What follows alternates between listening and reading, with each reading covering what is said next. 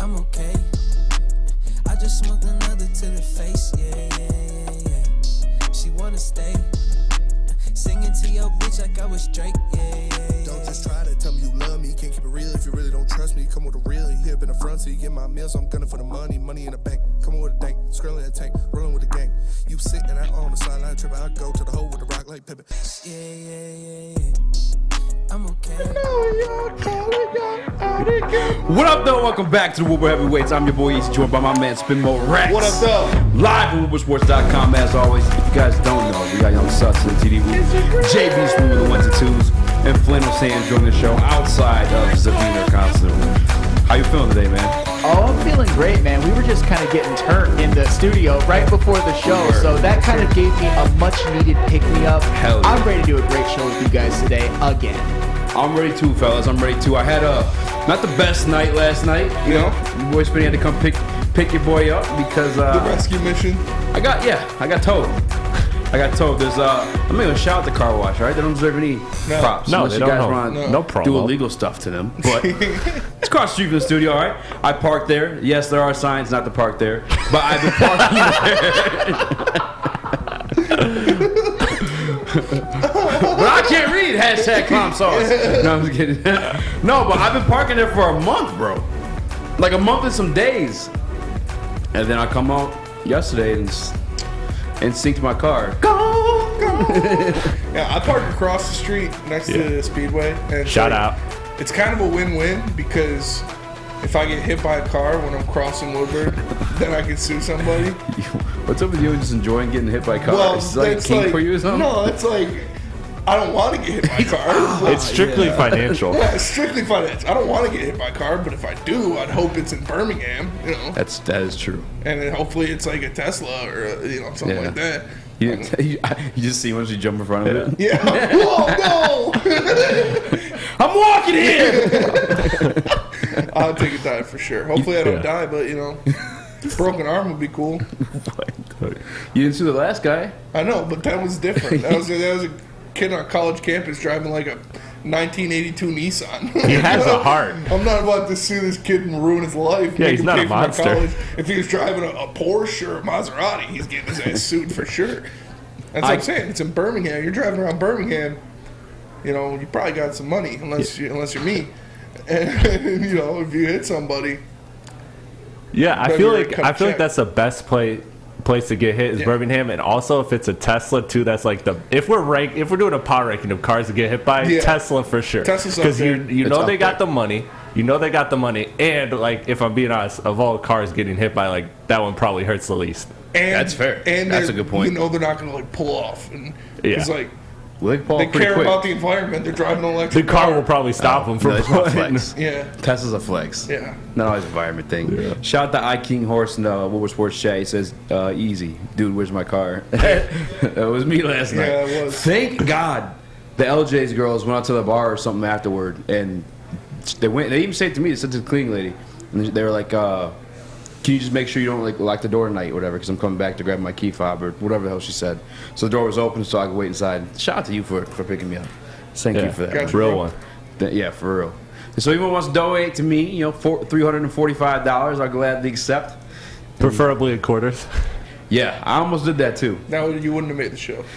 100%. I barely made it today. Yeah, they would have been counting that thing all day. Well, the worst part too is, and I know this, and this is definitely on me, I don't carry my registration. I know that sounds like awful, but like I was there at the toll place and I was like, well, I have my insurance and my car. I remember my ID. Like, give me my car. Man. Yeah. You know what I'm saying? Like, Bro, that's the biggest scale. Like they steal your car, Literally steal your car. and then you pay to get it back. Like, and they charge you. So like, if I didn't get it today, I was gonna tweet so I could do the change thing. I was like, yo, like if anyone wants to throw me extra 30, I'll for sure do the change thing and make it a whole video and everything. But yeah, if you wait another day to get your car, they charge you per day.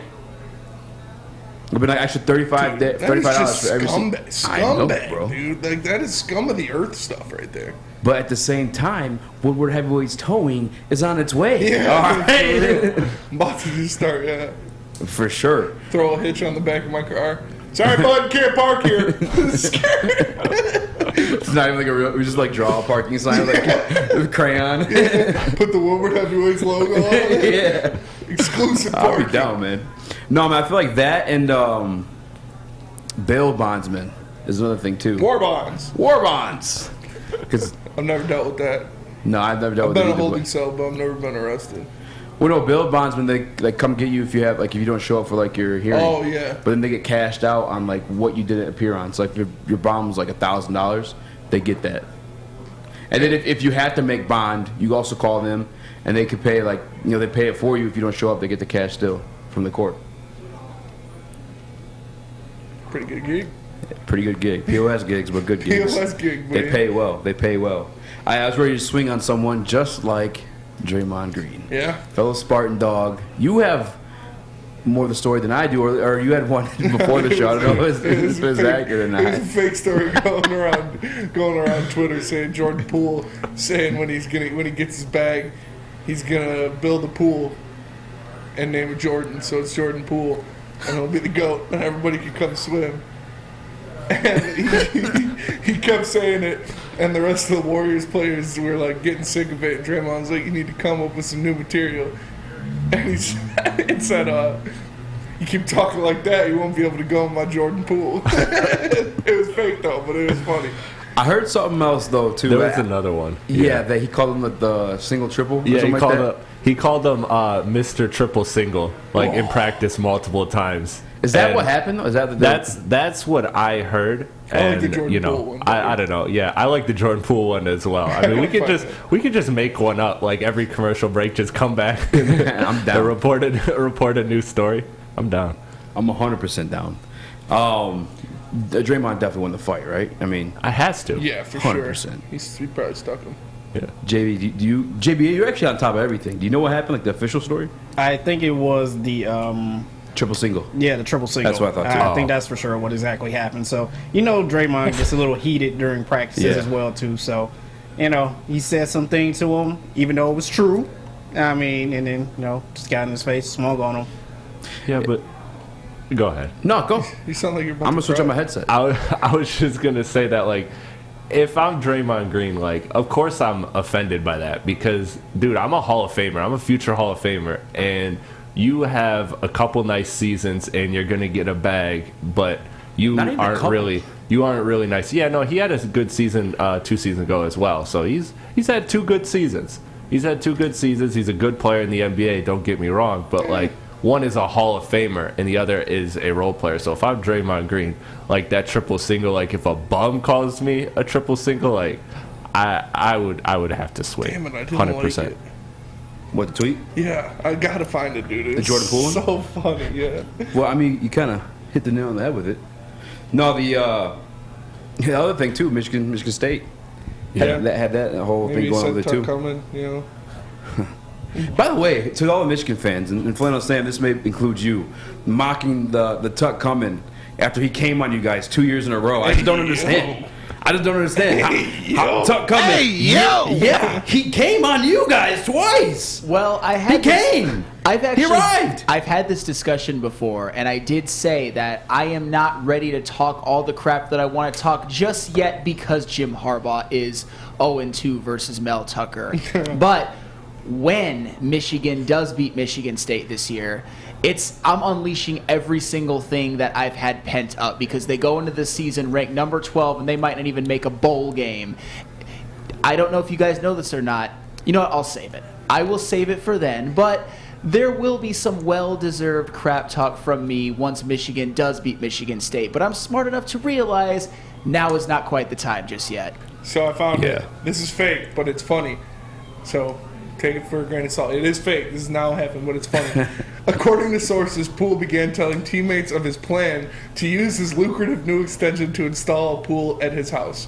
I'll call it the Jordan Pool because it's going to be the GOAT, Poole allegedly said. Everyone can come swim in my Jordan Pool as soon as I get paid. Teammates soon tired of the joke. However, when he refused to stop telling it, when Draymond Green eventually suggested to Poole find some new material, Poole said, "If you keep talking like that, you won't be allowed in my Jordan Pool." This statement then prompted Green to close his eyes and start swinging. Witnesses say, Oh, that's good stuff. Somebody posted that. And they're like, expert in-depth analysis by the Athletic on this.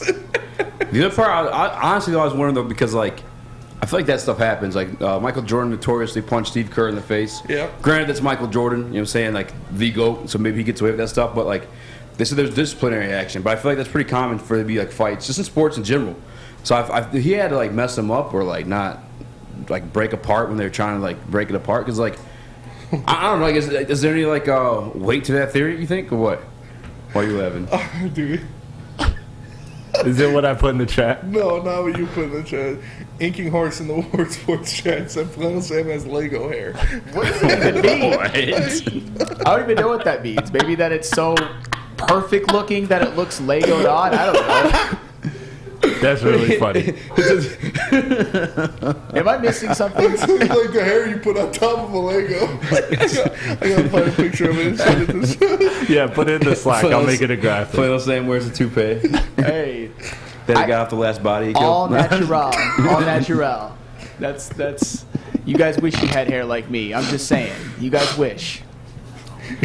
What are you saying? What are you saying, Flannel Sam? We got a big show for you guys. Eric Glenn finally spoke with the media today with his real hair. I also want to like take this Draymond stuff somewhere else too, because he's had a well-documented beef with Bob Myers and the rest of the Warriors, like front office. Can we possibly see him land in the Pistons jersey? And is that something you guys want to happen? Other than that, Spinny breaking down the offensive matchups against the New England Patriots. I have no clue how to feel about this game, by the way. It's hard to really judge it because on paper, you're like, yeah, this is a game they should win. Going against Matt Patricia and Joe Judge-led offense with Bailey Zappi at the helm. But you thought that about the Seahawks at home. Dan Campbell has never won a road game in his Lions tenure. Yeah. It's tough. It's tough for me to say, yeah, we're going to go into Foxborough and beat Bill Belichick. Even though we should. It's Bill Belichick, though. Yeah. And, like, there's some information I wanted to say for my Buy the Numbers tomorrow. But I might have to drop it today because Jared Goff, career-wise, hasn't fared well against Bill Belichick. That's like... I know. Now, like, cut real quick the Flannel Sam. I just want to see, like, a comparison. Yeah. Damn. I kind of see it. I just got bodied, but that's okay. You know what? I can take it. I got broad shoulders, and that's all right. I think your hair looks good, Sam. Oh, thank you so much. Thank You you. too, Spencer. You've got one of the best. Next to Jeff Iafrate, probably your second best hair at the Justin network. Slanik's got some good hair, too. Justin Slanik, absolutely. But, Weirdos. He's just sitting there like, yeah, hair. Yeah. Why don't you tell us about Ham and Swiss, Easy? Ham and Swiss? All right. I'll tell you about Ham and Swiss, but not before I find the ad read. Guys, it's time to talk about Swiss. Not Turkey and Swiss. What? Swiss Insurance Group. Mark and his awesome team at Swiss Insurance want to remind you that September is National Life Insurance Awareness Month. Swiss can save you money on home and auto, resulting in additional out-of-pocket costs for your life insurance needs. Reach out to them at Swiss Insurance Group. Their experts will provide you with a financial peace of mind if unexpected happens. The unexpected. I apologize for that one. First time on that read. We'll be right back. Hit the smash that like button. It's Woodward Heavyweights. Fellas, let's be honest. We like things to be easy. We like simple stuff, like sports 7 days a week. We like things uncomplicated, like Lady Jane's Haircuts for Men. Open 10 to 8, 7 days a week.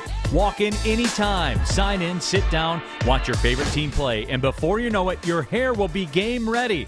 Open 10 to 8, 7 days a week. Walk in anytime. Lady Jane's Haircuts for Men. It's wicked awesome. My name is Lee. I've lost 35 pounds on the Custom Health Center program. So the three biggest benefits that I've gotten from this program has been I'm not snoring anymore, I have a lot of energy, it's great, and oh, by the way, look at this. No, I'm just kidding. No, I'm just kidding. Call us at 844-789-THIN or visit CustomHealthCenters.com for a free consultation and get started for as little as $5 a day. For a limited time only, all new burgers and loaded fries are back at Big Boy. It's not the Slim Jim, it's the Big Jim. The chili cheese is such a tease, and guess what else is new? They got the bacon blue. What about upgrading those fries? They got the nacho fries, they got the chili cheese fries, and they got the banger of all bangers, the baked potato fries. So make sure you go satisfy those taste buds at Big Boy. Hey. What up, though? Welcome back to the Woodward Heavyweights. I'm your boy, Eazy, joined by my man, Spinmo Rex. Yo, Young Sus, the TD Booth, JB Smooth, the ones and twos, and Flannel Sam in the Maz chair. I want to head over real quick to the Woodward Sports Chat. So a couple comments had me dying during the break. Joey 2 times says there's absolutely no way Draymond Green stays out of prison post NBA. And at first I wanted to fire back, come on, and I was like, If he doesn't go into coaching, I'd definitely see him. The best one's my name in the WoodwardSports.com chat. He said Draymond bullying private school kids. Jordan Poole's from a gated community for sure. I could definitely see that. He gives gated community vibes for sure. Do we jump into that first? You want to go to the? No, let's go into the AG. Okay. Let's go into the AG. Yeah, because Aaron Glenn finally spoke with the media post massacre after he felt like he hand delivered the NFC Player of the Week award to Geno Smith. Mm-hmm. Do we have the video from that one, Sus? Mm-hmm. Yes, we do. Let's run it. Man, I feel pressured just by being a coach. All right, that comes with the job. Even though me and Dan are friends, this is a job, and I'll look at it like that too. You know that I have to perform, right? Just like everybody else has to perform. He has to perform. The players have to perform. And when things are not going well, you have to answer to that.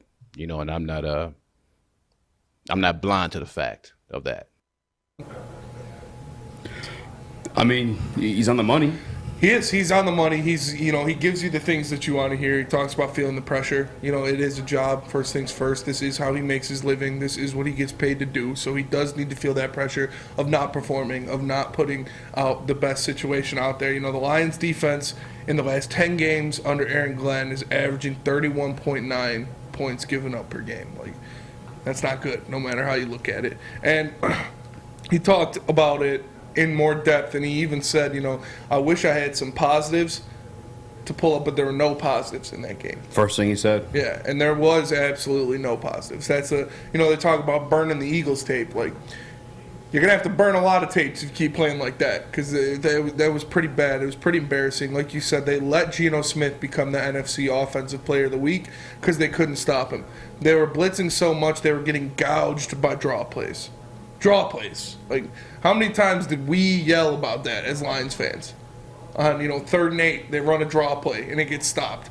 Yeah. But against the Lions last week, 3rd and 16, they run a draw play and it goes for a 40-yard touchdown. Like, you can't let stuff like that happen. You can't let stuff like that continue to happen throughout the course of a game, especially against a team that you should have beat.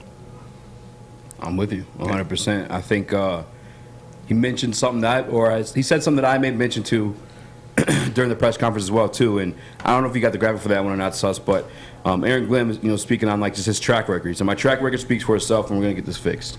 And then he hinted back to last year when you look at the KC defense that started off pretty awful within the first 5 weeks. He went in detail about, and the veterans like anchored down and turned things around. Now, obviously, I still feel there's a talent discrepancy there. Yes. An experience discrepancy there, which I believe some experience will obviously be gained along the way, you know what I'm saying, as the season goes on. But, I mean, actually, I don't see them turning around like the KC defense. And I don't know because they got Chris Jones back, I think was a part of that situation, too. Yeah, they got Chris Jones back. They changed their corners and stuff like that, and they made it better. They got players and influx of talent. So maybe that's what's going to happen when we get Romeo Okwara, Josh Pascal, Jerry Jacobs, guys like that out there. Point. That'll be an influx of talent, but not as much as we need to make this defense better. He speaks of his track record. It's like, what track record, man? I mean, I understand you're a great, defensive backs coach with the Saints, but what have you done as a defensive coordinator that you're going to prove to me that this defense is going to be better? Like I said, the last 10 games, you've been a defensive coordinator as a Lion. 32 points per game given up. It's not good. That is not good. That's not a good track record to have. It's not a track record you can look back at and be like, yeah, we're going to make it happen. That's part of that argument, though, I made on Monday, or maybe it was Tuesday, where I was like, you pull the numbers to make up, or support any argument you want. I go back to the games he held teams underneath 20 points. And again, this is an untalented, unexperienced roster. But I'm interested, Flannel Sam, did you get to check that conference out? Oh, yeah. I mean, I heard the sound right there. I got to check some of it out. And at least Aaron Glenn has a little bit of self-awareness. But the problem is that he's coming off of a game as a defensive coordinator, which might have been the single worst defensive game by a Detroit Lions team that I think I've ever seen, giving up 41 points to a Geno Smith-led Seattle Seahawks offense. I feel like I'm a broken record, but I keep having to say it. And Spencer mentions the last 10 games total, them giving up about 32 points a game under Aaron Glenn, which sucks even more because that also correlates with when the offense really took off. So they've almost canceled each other out a bit. And the thing that I think has really sort of bothered me about this past performance is that going into the Seahawks game, the Lions defense this year was not trending towards being historically bad. What made them historically bad was that abomination against the Seattle Seahawks. And furthermore, we all were happy with some of the things that Aaron Glenn did last year. I think we'd all admit there were some positives. You can point to the Arizona Cardinals game, the Minnesota Vikings game that they lost, and the Ravens game where they pretty much held Lamar Jackson in check. And one of the things that we thought coming into this year was their defense is a little bit better on paper, especially with the addition of Aiden Hutchinson, and even Malcolm Rodriguez has been everything we thought. Jeff Okudah has been really good for the first 3 games. But the Lions defense as a whole hasn't really improved, at least by the numbers. By the numbers. But that's kind of the problem, is that we thought Aaron Glenn, even though they were second to last in points allowed per game, he was still doing a good job. He didn't have a lot to work with. Jeff Okudah was injured. Romeo Okwara was injured. They were playing undrafted free agents in the secondary. But this year, with better talent, at least on paper, even though Tracy Walker's out, the Lions defense as a whole hasn't really improved. And that's what we were hoping to see from Aaron Glenn, and that's what we were sold on Hard Knocks and coming into the season, and it just hasn't come to fruition. And self-awareness will only take you so far. I want to see more press conferences where Aaron Glenn is praised for doing a good job, not just being like, this performance was on me. You know what I'm saying? That's facts. You can only, say, oh, it's going to get better, oh, we're going to fix this, oh, we're going to do different things so many times until you need to start seeing results. And I understand there is definitely a lack of talent. Mm-hmm. There is not as much talent as we would want out there, to put it lightly. And maybe Jerry Jacobs comes back and he changes that. Maybe Josh Pascal comes in here and does what we hope he can be. He is a game wrecker out there, is a guy running after the quarterback, ripping his head off, and that changes the look of the defense. But I can't put my faith in a rookie and an undrafted free agent from last year to turn around a defense that let up 41 against the Seahawks. Yeah, man, I think it's very much it's a process, man. Like they're building up to at least a solid defense, and I don't know if it was Flannel Stammer, you said the Seattle Seahawks led whatever the 41 points they put up on us. I'll never forget Matt Flynn as a backup in Green Bay, put up 45 on us. And I think we had Dominic Sue and Stephen Tulloch on that defense. Bad games happen.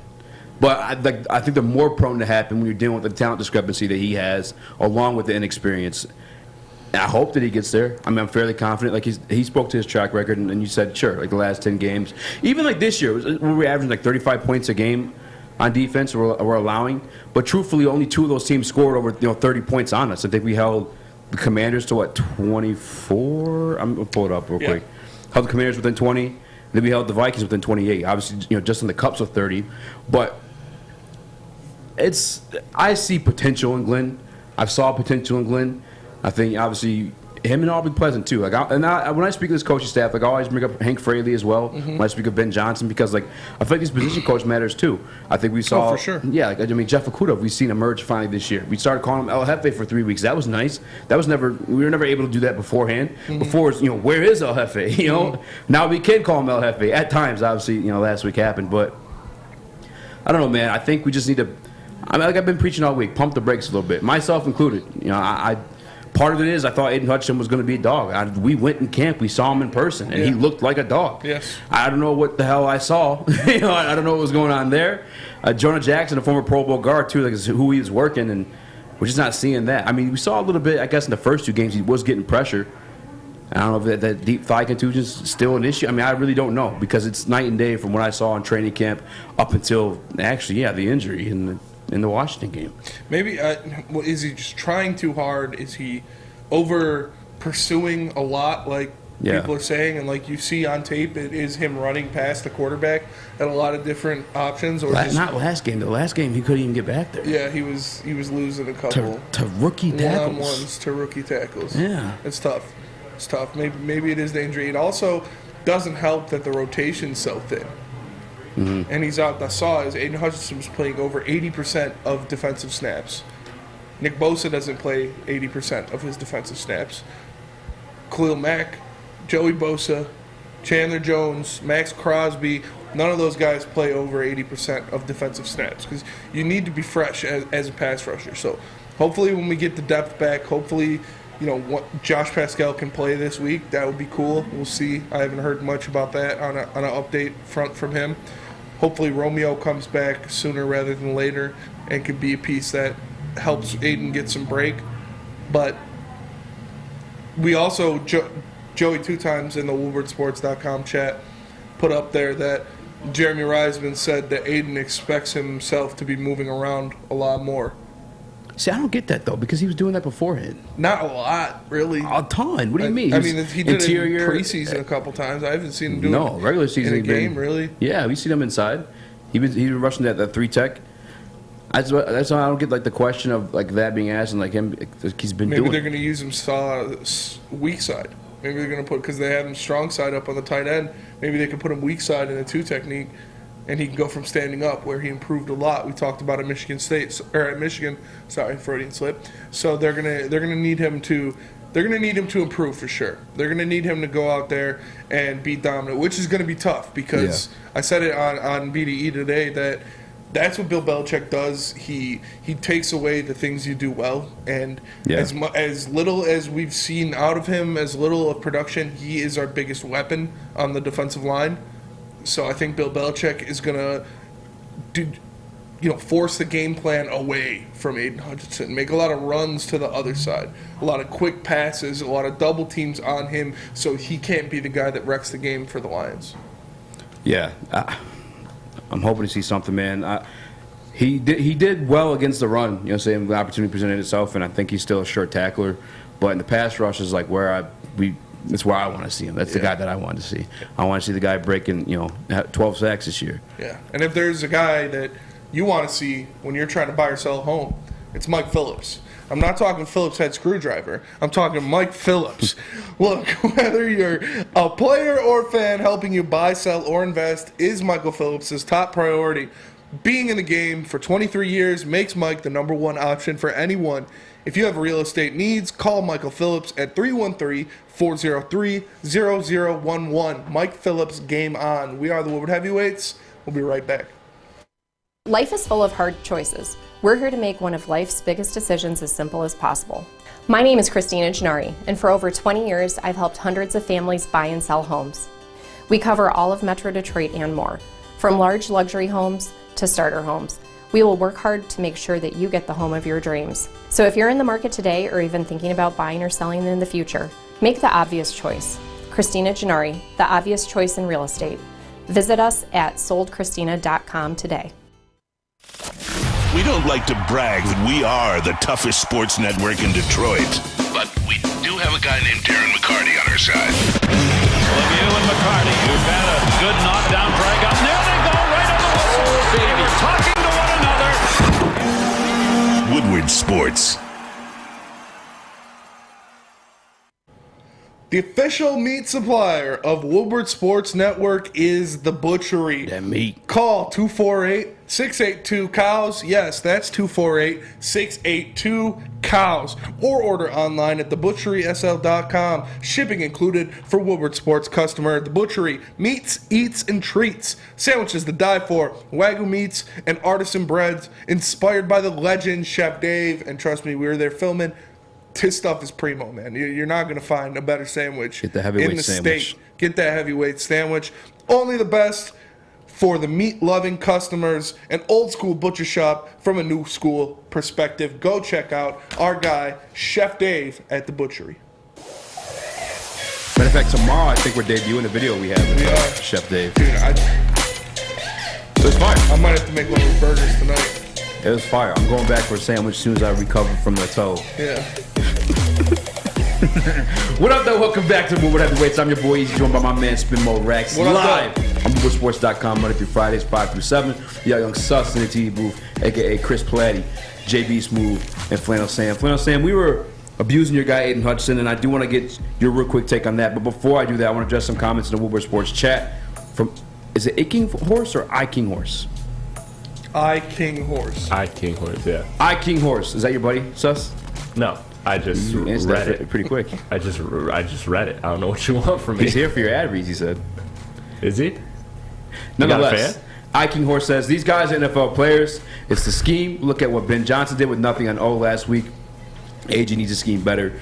Eazy ripped me for it yesterday. Then I saw Zaka said, facts, King Horse. Fam, I said the same thing yesterday, like he said. The best unit on this team is the offensive line. Offensive line was available. Yeah, that game, correct? Offensive line's still, I mean, they haven't been healthy all year. Well, I mean, who are the best pieces? Frank Ragnow, Yeah. Penei Sewell, Taylor Decker. Were those pieces available? Yeah. Okay. Second best unit on the team, wide receivers? Mm-hmm. So, I mean, now obviously not that you don't have your starters there, but like, you're still pretty deep at that position. Yeah, but it was Josh Reynolds and Tom Kennedy. Josh, say what you want about Josh Reynolds. He was the highest graded receiver in the NFC last week. Mm-hmm. And he's had like solid, obviously outside of the where'd it go, George, where'd it go? And against the Minnesota Vikings, he's been pretty good this year. I'd say he'd be fairly consistent. We saw what he was last year too. The Serpent of Death, bro. You don't get these nicknames for nothing, fam. I'm just saying. Like, the offense is clearly the best unit, and like, come on, man. I just look at just in general, the Detroit Lions offense is the most expensive offense in the entire league. I'm saying, like, you should expect some production there. And I'm not gonna lie to you, too, Ben Johnson's just the man. Yeah. He was number one in my power rankings for the Detroit Lions players. I had to put him in there, though. He's making everybody look good, even Jamal Williams. Moving on, though. I did want to ask you guys about the Draymond stuff. We keep it football. Where do you want to go with this, Spinny? Yeah, I thought you wanted to hear Flannel Sam's Hutchinson. Oh, yeah, I apologize. I have ADD. Oh no, that is quite all right. I mean, Aiden Hutchinson, he has to be better moving forward. I'm not hitting the panic button just quite yet because it has only been 4 games, and in one of those games, at least one of those halves, he was absolutely dominant. He's made some plays in the run game too, which is something that he's going to have to do very well against the Patriots next week, which I'm sure we'll talk about more, because I think that's how the Patriots will try to attack the Lions. Aiden Hutchinson, this week coming up is just another challenge for him. This is a game where he has to really make an impact and show out, because I don't want to imagine a scenario where a Matt Patricia, Joe Judge, Bailey Zappi-led offense just like destroys a Lions defense. I don't want to live in that world, and Aiden Hutchinson is going to have to be a big part on not making it happen. And even though I had put my faith in him last week and he kind of let me down, I think he'll show out this week because he just has to, man. We can't let the Patriots do anything they want against us with Bailey Zappi, Joe Judge, and Matt Patricia. It would be a disaster on biblical levels, honestly. And honestly, I've been here, Mac Jones practicing. We may not see Bailey Zappi. It might be Mac Jones. Which, to be fair, I told you this before the season. I ain't scared of no Mac Jones, all right? And he's looked the part this year. He's looked atrocious. Mac truck coming through. And I think he's had like 2 touchdowns, 4 interceptions on the season. Like, I ain't really that scared. I did watch some tape on Bailey Zappi, though. And I'm not going to say that, like, he's a stud, but he's smart. He's no dummy out there. Yeah, he's like a Kellen Moore guy. Yeah, he just makes, like, the right throws. Makes the right throw, makes the throw when it's open, isn't going to force anything. He's got a decent arm. You know, it's nothing crazy, but... Yeah. Yeah, the quarterback, whoever they throw out there, quarterback, is nothing to, like, stay up at night about. Like, whether it's Mac Jones, Brian Hoyer, or Bailey Zappi, I'm not going to get too concerned about their quarterback. But Geno Smith went out there and balled on us. So you have to take it with a grain of salt. That's fair. That's fair. I'd probably rather face an inexperienced Mac Jones over. I guess Mac Jones and Bailey Zappi than Geno, though. I'm thinking. Well, no, give or take. Draymond Green, the punches, though. I wanted to get into this one, and we're just gonna get it out the way. Again, I promise you guys we'll continue talking football, but Obviously, the long history beef with Bob Meyer. He's been on his podcast with KD, talking about how they want to suspend him over that. They kind of like just bitched him out in general over that whole situation. And he pretty much told him like S my D, because he'd always at that time he was a bit more prominent on the team, and they weren't going to get rid of him. He was like the heart and soul, which he probably still is, but he's not as productive. Obviously, the whole fight sounded like it started over being called a single triple. Do you want the Pistons to make a move for this guy? No. No? No, not really. As much as I love Draymond, no, I don't want us to give up any assets to bring in Draymond. What kind of assets do you think we have to give up, though? Because at this point in his career, he's not really... And, like, at this point, he's a headache for them, so they kind of, like, not have to, but maybe they want to. I don't think Draymond... I mean, we'd probably have to give up one of our big guys, whoever that may be, whether it's Bagley or Stewart or someone like that, and a second-round pick. We still have Kemba. I don't know if that means anything. No, Kemba's nothing. Kemba is a paper bag. Crumple up and throw. A $9 million paper bag. Yeah, but no, I don't want us to go after Draymond. I don't want us to trade anything for him. Not trade any assets to get him. Kemba and Corey Joseph. Yeah, if it's Kemba and Corey Joseph, yeah, for sure, do it right now. If it's anything, Corey Joseph and a first, no, I'm just kidding. Take Corey Joseph. You don't even got to give us anything. You can just have Corey Joseph. No, but it's I don't think he really fits this team that well either. Like, we don't really need playmaking for. We need a scoring stretch for. We don't need a playmaking for that's not really offensively capable. You don't think he offers a little bit of like he definitely brings in, obviously championship pedigree. He brings in grit, brings in stuff like that. He's a hometown guy, so stuff like that. But I'm not trading assets for him. What about my man in Miami? What's his name? They keep re-signing him. He only plays like Udonis 2 minutes. Haslem? Yeah. Like, you know what I'm saying? He's obviously bringing some value over there. And like, let's think about it too. All the successful Detroit teams had some like grit to them. Mm-hmm. I look at the Pistons. I guess Beef Stew. Beef Stew got some grit to him. Yeah. Although Rodney McGruder. That's our grit. That's our grit, Rodney McGruder. Big Rod. Sus, you bring in Draymond? No, I wouldn't. I like Draymond. Everything you guys said is true. He brings championship pedigree. He brings grit. But at this point, what it would cost to get him, even if it's assets, I'm not even talking that part, just straight up signing him. I mean, he's not going to, you brought up Udonis Haslem, he's not going to sign for the minimum for 1 year and just be in the locker room, be an assistant coach. Yeah. Maybe 5 years down the line, sure, like Draymond can do that for us. I'm okay with that. But right now, Draymond Green, if he ever were to leave the Warriors, he would want to prove that it is because he is good. That is the whole thing, because he knows that the notion that's out there, but he knows it though, Eazy. Like, he knows that for years everybody's like, oh, put Draymond Green on any other team and he's out the league. I've strongly disagreed with that. However, obviously it's his game is most valuable when he's with Steph and Clay. Like, that just is what it is, and that's not a knock. But if Draymond Green were to ever leave, he would want to show more than what he is currently doing. And again, just fit-wise, doesn't fit with the team at all. Cade's a different player than Steph, and Ivy's a different player than Steph. The same reason you had issues with Ivy wanting the ball in his hands. Draymond Green would have the ball in his hands a lot. That's when he's effective, because it's not spotting up. So that would just take more touches away from Cade. So there's just a lot of reasons why they wouldn't do it, But I like his mentality. I'd love him to be a Udonis Haslem for us, absolutely. But I don't see that happening at least anytime soon.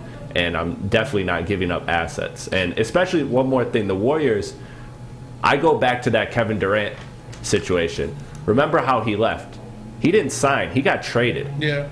Like, Golden State is smart. And that they flipped that into D'Angelo Russell, which they then flipped into Andrew Wiggins, which we just saw was the second best player on the championship team. So if Draymond Green were to ever leave Golden State, they would do it in a way that very much benefits them, which means costing assets, which is another reason why, again, I just wouldn't want to do it if I was the Pistons. Facts. Yeah, I guess the only role I would want him in is that Udonis Haslem role. I mean, obviously a little bit PT.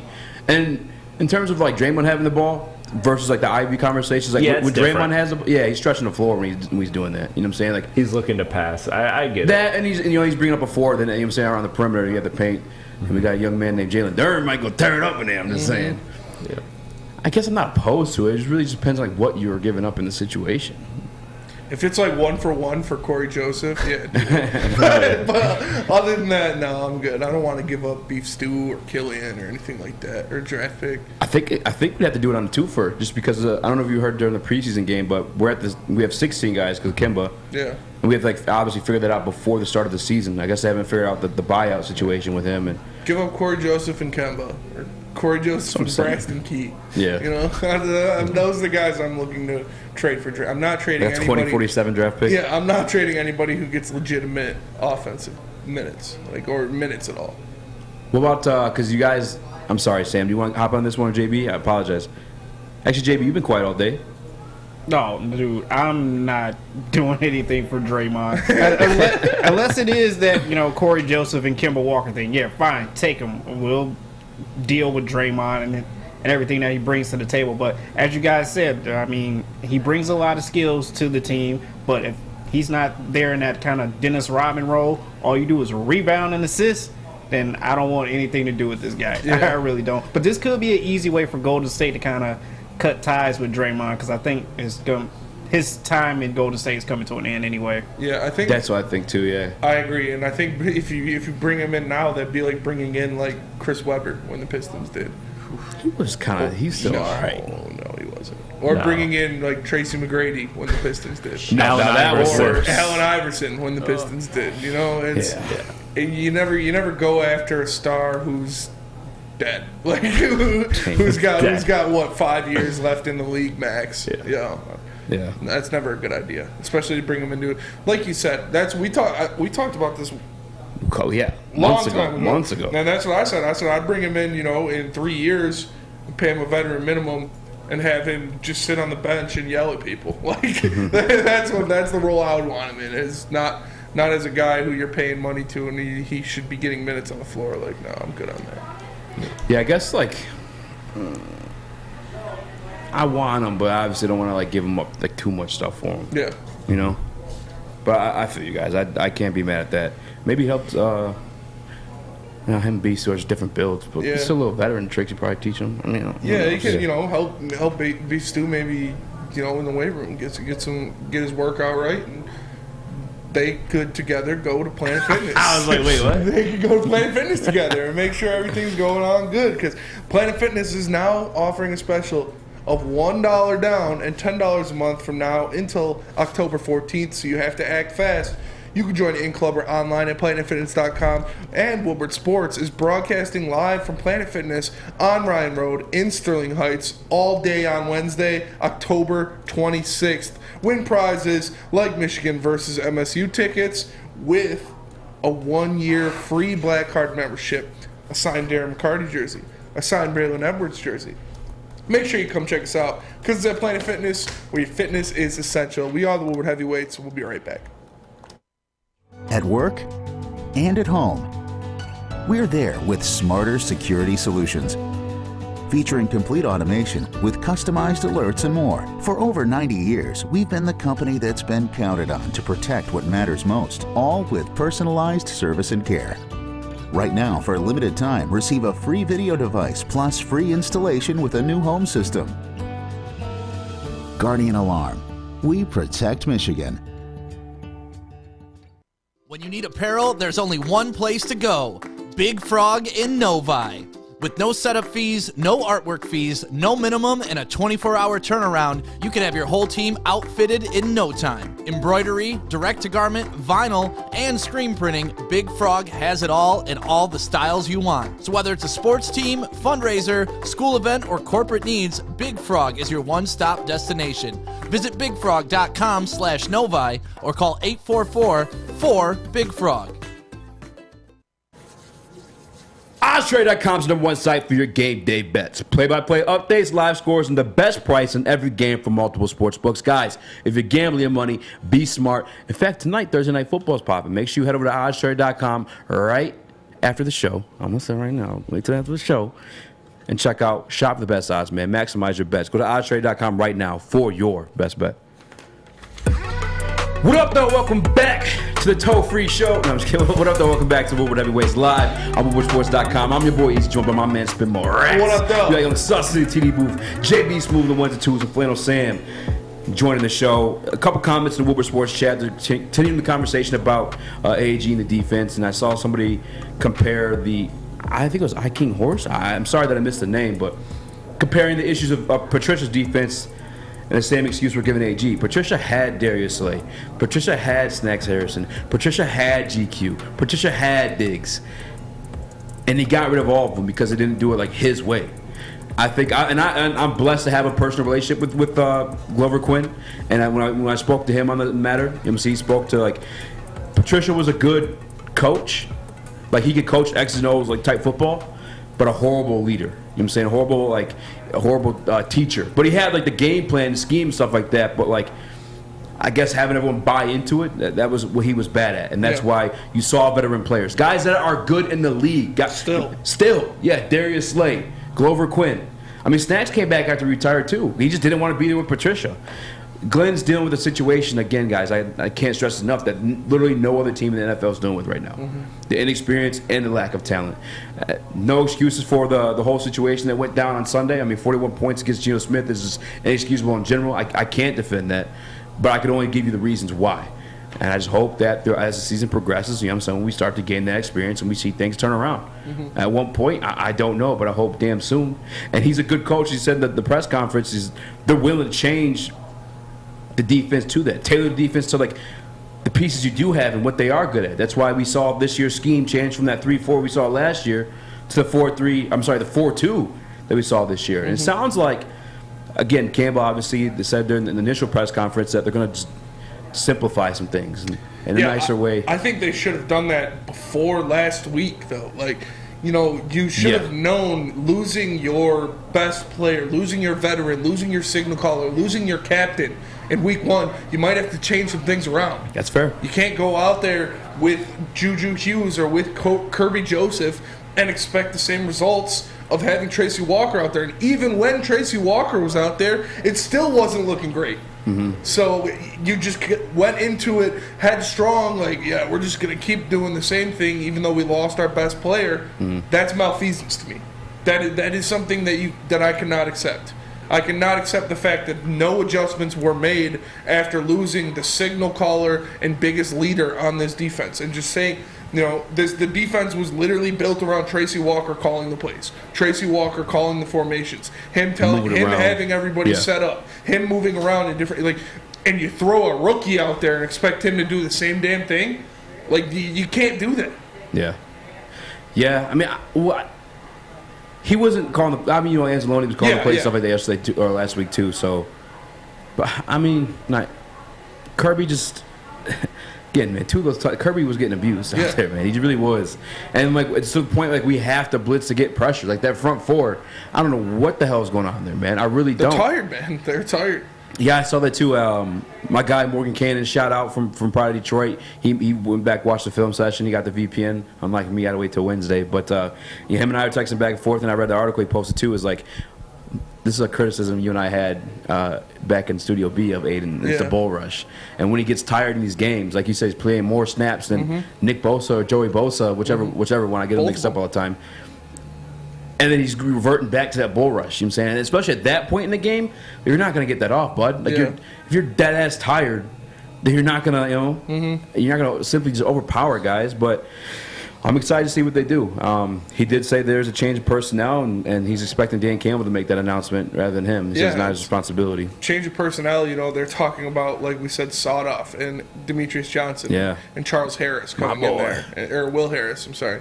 So I don't know. That's not my boy. Not Will Harris. Sam, how do you feel about this change of personnel possibly for the Lions defense, and could it help? I mean, the more bodies you have, the better. And of course, a serial killer would say that. Things a serial killer would say, but yeah.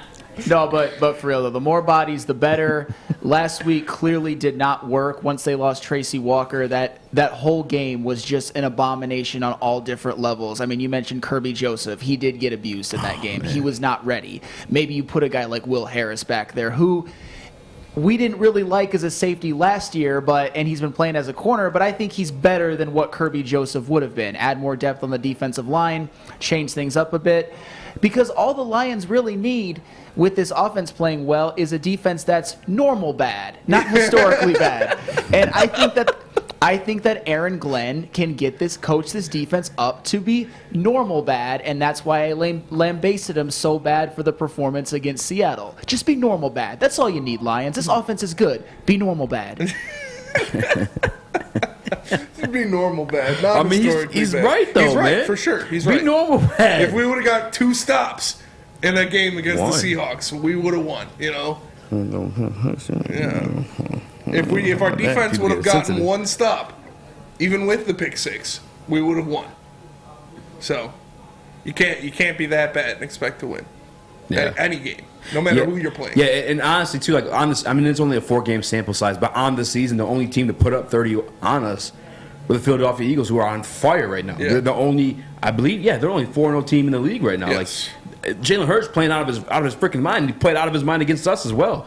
Like that was the only team to put up over 30 on us. You look back at, I mean, obviously Commanders didn't do it, and they're looking like poop. And then Vikings didn't do it either. So and then you lose Tracy Walker. And the Eagles have played us, the Vikings, the Commanders, and the Jags. So the Jags is a good win, but it's other 3 teams. I mean, the Vikings are 3-1. I'm not gonna call them a bad team. Yeah, they're not a bad team. They're not a great team though. Yeah, and plus, they barely snuck out 2 of those wins. And one was in London. It's hard against enough. Andy Dalton. It's hard enough to win in the NFL, man. Like, I'm not discounting any of their wins, especially after just seeing like.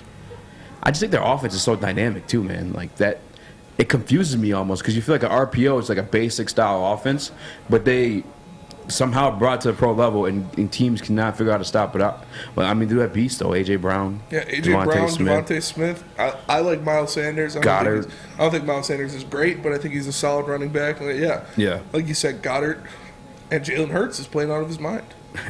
Paul Thomas of Woodward Sports Chat says, Sam, serial killer Flannels, take on having more bodies. By the way, guys, it's Flannel Sam. We got stuck calling him Sam Flannel because Bully Neal started doing it.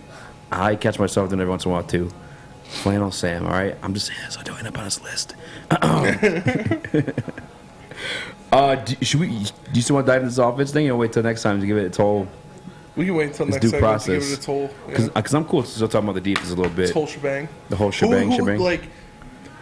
Who?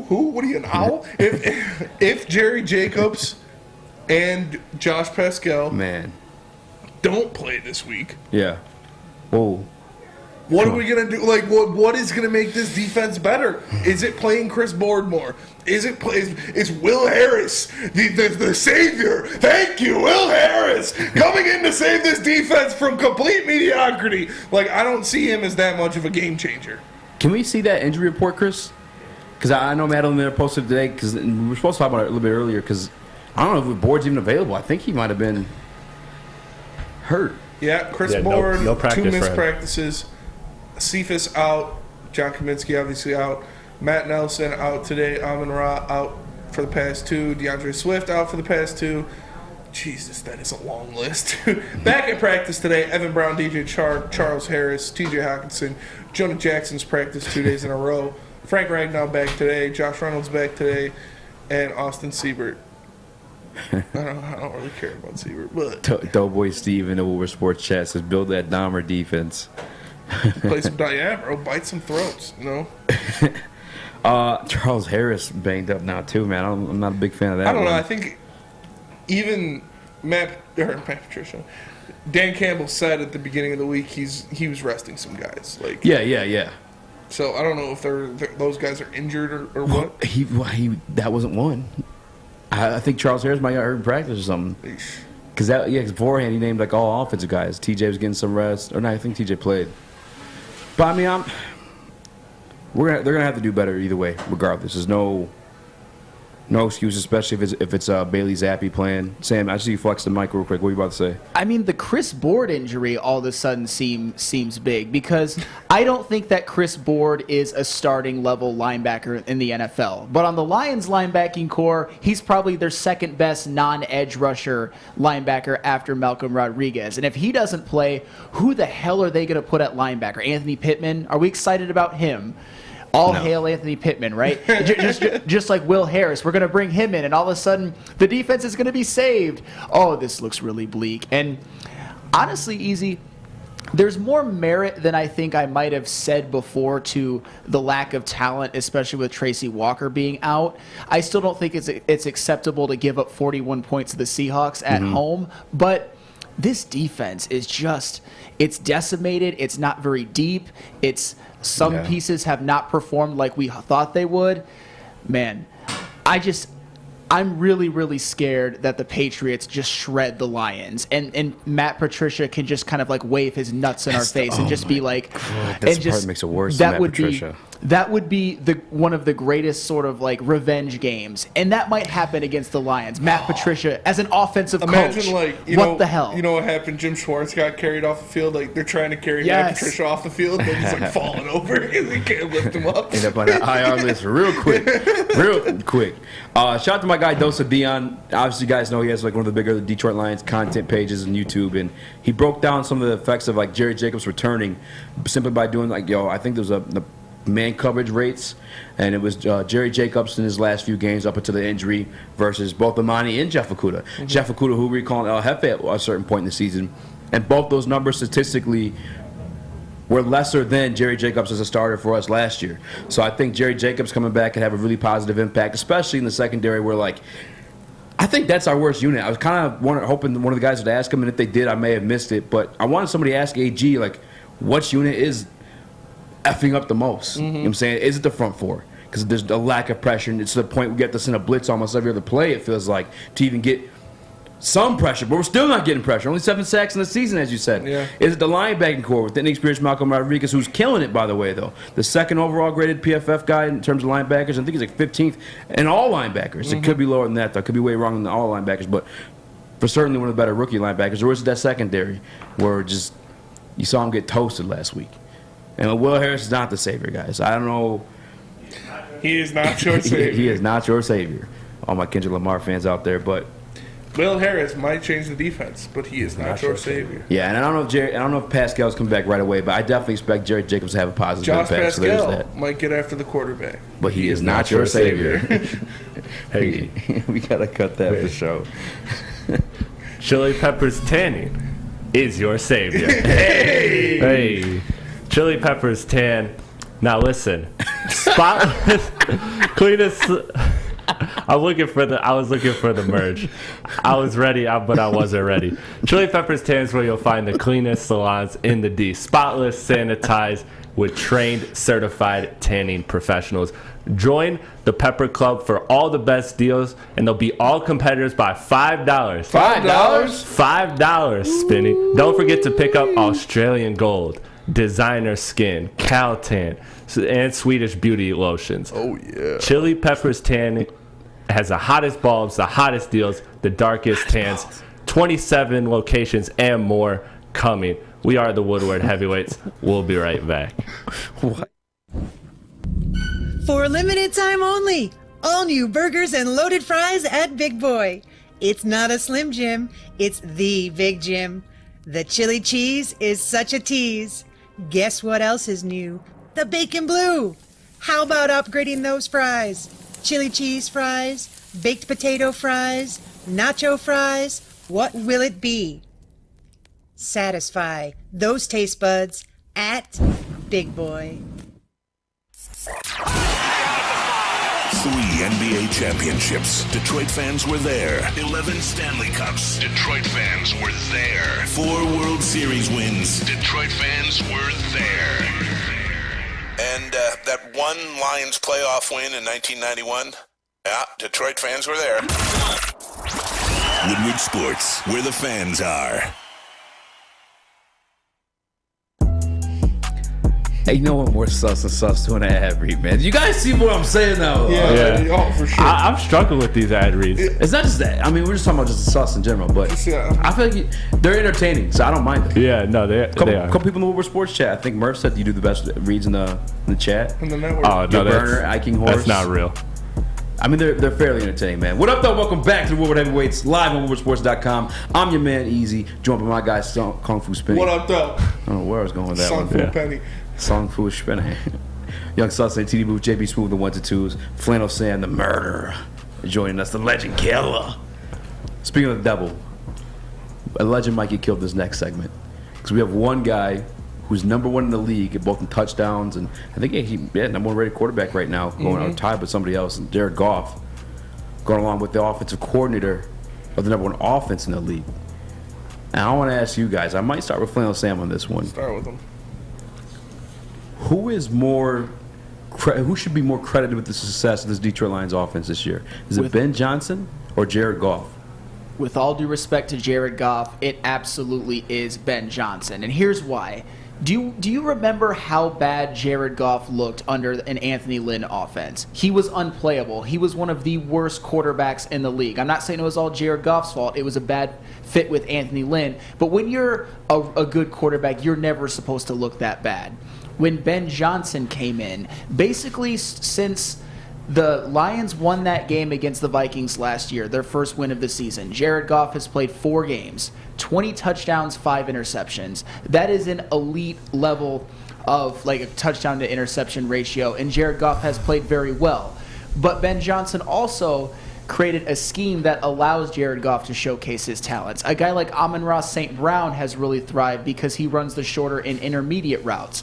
And ever since then, Jared Goff has been on fire. So I credit having an innovative offensive coordinator with unlocking Jared Goff's potential more than Jared Goff just like he was bound to do this with any offensive coordinator, because he hasn't.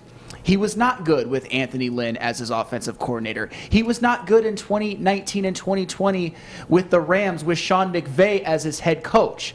But he is playing elite right now, and it is largely due to Ben Johnson. Ben Johnson, one of the most valuable coordinators, period, in the NFL. It's more about Ben Johnson than Jared Goff. So, dude, PFF, I don't understand what they're doing. That's what I'm telling you, bro. I only do mess with them for pass rush. The number 1 ranked PFF quarterback. Guess who on the year so far? Guess who it is? Jacoby Brissett. Geno Smith. Oh my God. Jacoby Brissett is ranked 6th. Oh, so that's not bad. Mitchell Trubisky is ranked 13th. Who had 3 interceptions and no touchdowns he got last benched week? for Kenny Pickett last week. Jared Goff is ranked 22nd.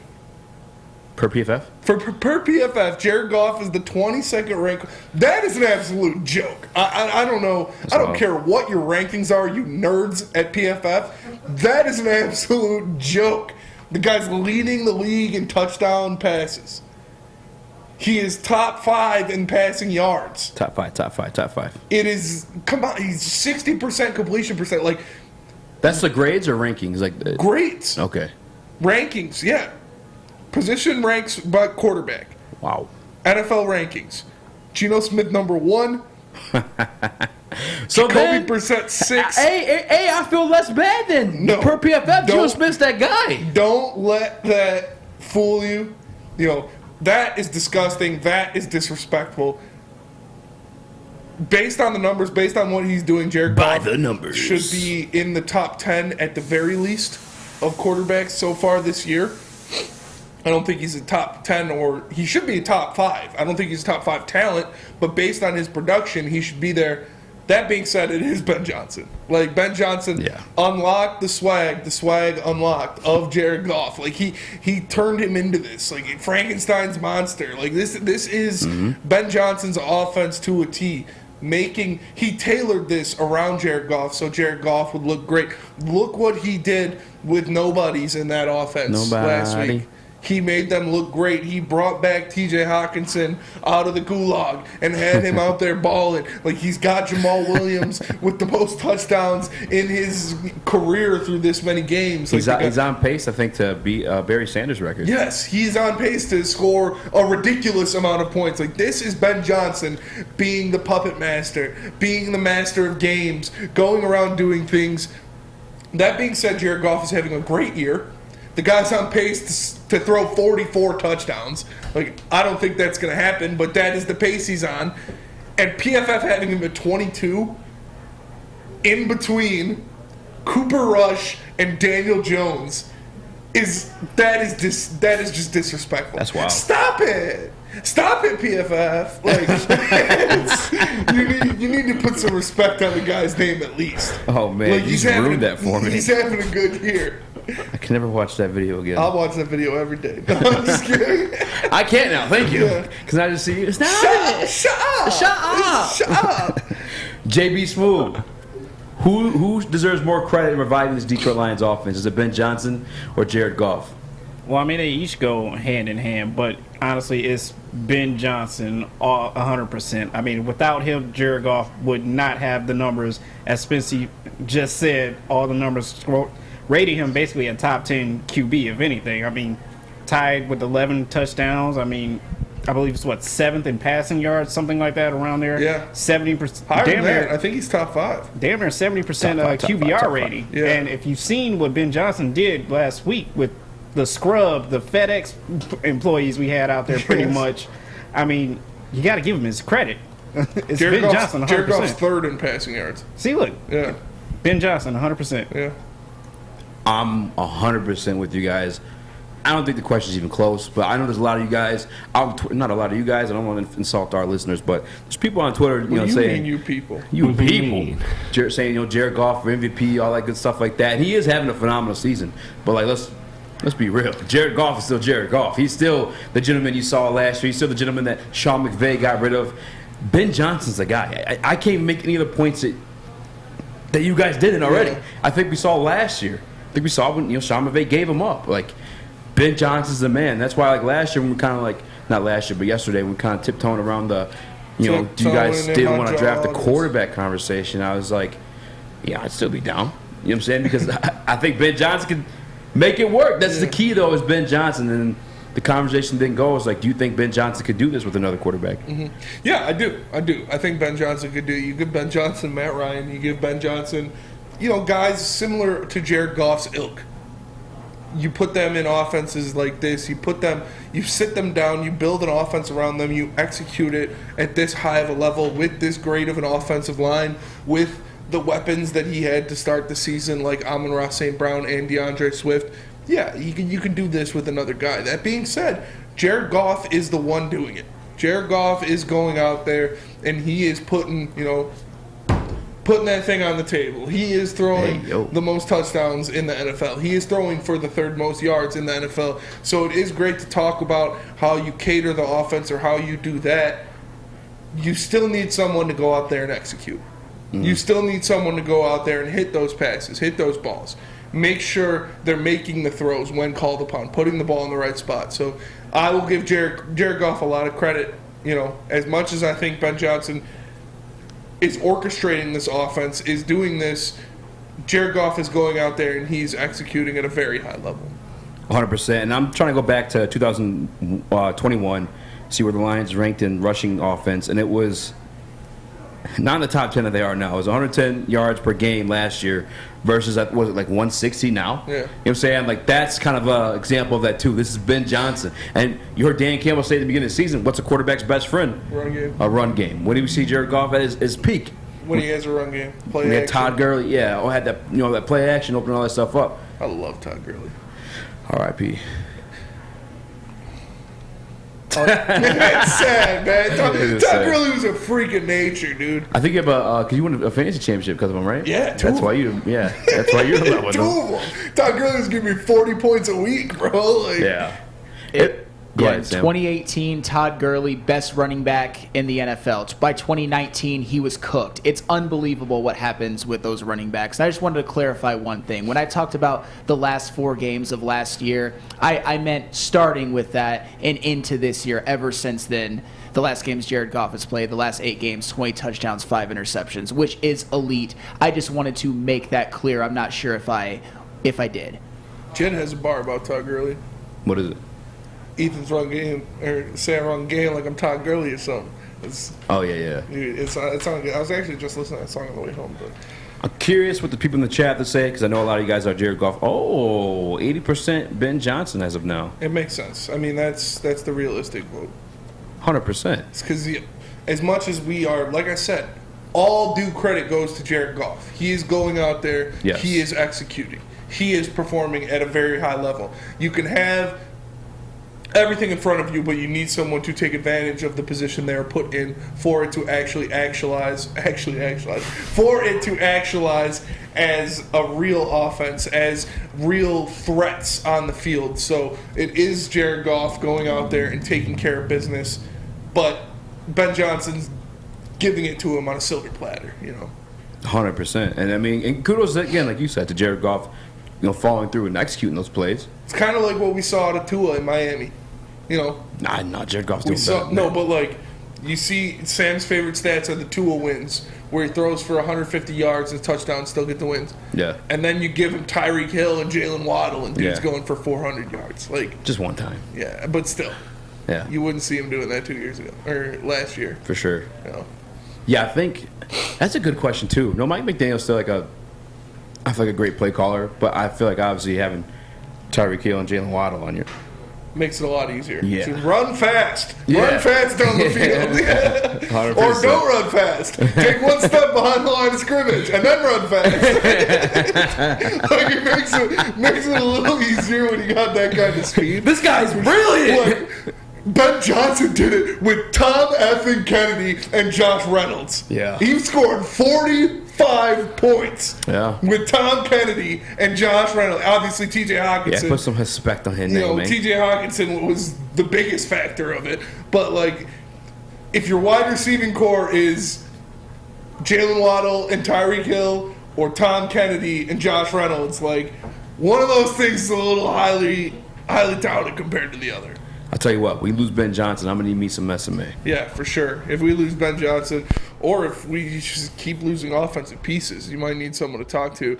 And SMA is the place for you. SMA, or the Sports Marketing Agency, helps spread awareness about mental health and substance abuse. Their new podcast, This is the S Word, helps fight the stigma about seeking help. And trust me, guys, I used to work in this field. I know stigma is a big reason that people don't go out and seek help. They feel like they're being judged for it. So, if you or someone you know is struggling, make sure you go check out thesportsma.com to get the help you deserve. We are the Woodward Heavyweights. We'll be right back. Hi, my diamonds. It's Crystal with an X. You want to get hot and perfect like me? Here's my super easy routine. Drink at least a gallon of water before you wake up. Attach a weight to everything in your house. Hello? Sell your car and just sprint everywhere. Scream when you exhale. Don't follow Crystal with an X. Do your own thing at Planet Fitness with tons of equipment and free fitness training in our clean and spacious clubs. Join now for just $10 a month and cancel anytime. 3 NBA championships. Detroit fans were there. 11 Stanley Cups. Detroit fans were there. 4 World Series wins. Detroit fans were there. And that one Lions playoff win in 1991, yeah, Detroit fans were there. Woodward Sports, where the fans are. What's going on, everybody? It's Spencer for the Fulling Warehouse in Hamtramck. You know it, you've heard of it. It's the home of the original football bowling pin game called Fulling. Multiple different ways you can play. They've got $12 open unlimited play, as well as private lane reservation for $120 for 10 to 12 people. If you get thirsty, they have a $2 mystery beer vending machine, or if you want to make a decision, multiple fully loaded bars for you to choose from. Make sure you come check them out in person in Hamtramck, or visit them online at fullingwarehouse.com. What up, though? Welcome back to Woodward Heavyweights live on WoodwardSports.com. I'm your boy, Eazy, joined by my man, Spin Morris. Stop it. Yes, that's the team. Shut up. JB Smooth, the 1-2s, and Flannel Sam joining the show. And I want to do Bruce Buffer so bad. It's time! 5 rounds for the World Heavyweight Championship in the blue corner. Checking in, $345 less in his bank account. Sell. The Bronze Bomber. Speak easy. It's easy, baby. Time for our favorite segment. Buy, sell. And obviously, we're on the cusp of basketball season. We did see the Detroit Pistons lose by 20 points, but they nonetheless did play. We did. I feel like we sprinkle a little Piston action here. We can. All right, Spinny, why don't you start us off? Start us off? Yeah. All right, we'll start it off with the man of the hour, the man on the hot seat, Aaron Glenn. Ooh. Aaron Glenn. Ooh-wee. What are you doing with Aaron Glenn, the man? He just came off of a very rough outing, to say the best, against Seattle. He doesn't have a lot to work with. What are you doing with Aaron Glenn? You buying or selling? Buy. Just so I could be the first one to the party, all right? When this thing gets turned around, once we sprint, because Aaron Glenn's not going nowhere, guys. If you believe in Dan Campbell, which I guess some of you guys are wavering in that belief, but you saw him stand up in front of that podium and proudly say, I believe in Aaron Glenn as a coach. I think Aaron Glenn's a good head coach. I'm sorry, not head coach, but good coach in this league. Mm-hmm. And I believe the same thing. I believe the same sentiment. Aaron Glenn even spoke to himself, too. I'm aware of my track record, and we're going to get this figured out. Buying Aaron Glenn. I am. All right, Sam Flannel, buy or sell Aaron Glenn? Sell. Sell. Does the Hindenburg ring any bells? Haha, an Aaron Glenn-led defense just gave up 41 points to a Geno Smith-led offense. That's it, man. That is a mic Well, drop. hold on, though, because PFF has Geno Smith's #1 quarterback in the league. Yeah, I am going to buy. Let's go! Aaron Glenn stock is going to be at the lowest it's ever been. Yes. Right That's now. what I'm saying. It is at the lowest you can get that stock. So I'm going to go in there. I'm going to buy some of it because I do think as the pieces get back, as the pieces start to get healthy, we will see it improve. Jacobs. Maybe not as much as we'd love to. It's not going to be a top 10 defense or anything, but adding those pieces will make it a little bit better. So I'm going to buy Aaron Glenn at his lowest. Buy. Buy. JB Smooth, buying or selling AG. I'm getting out while I can. Sell. I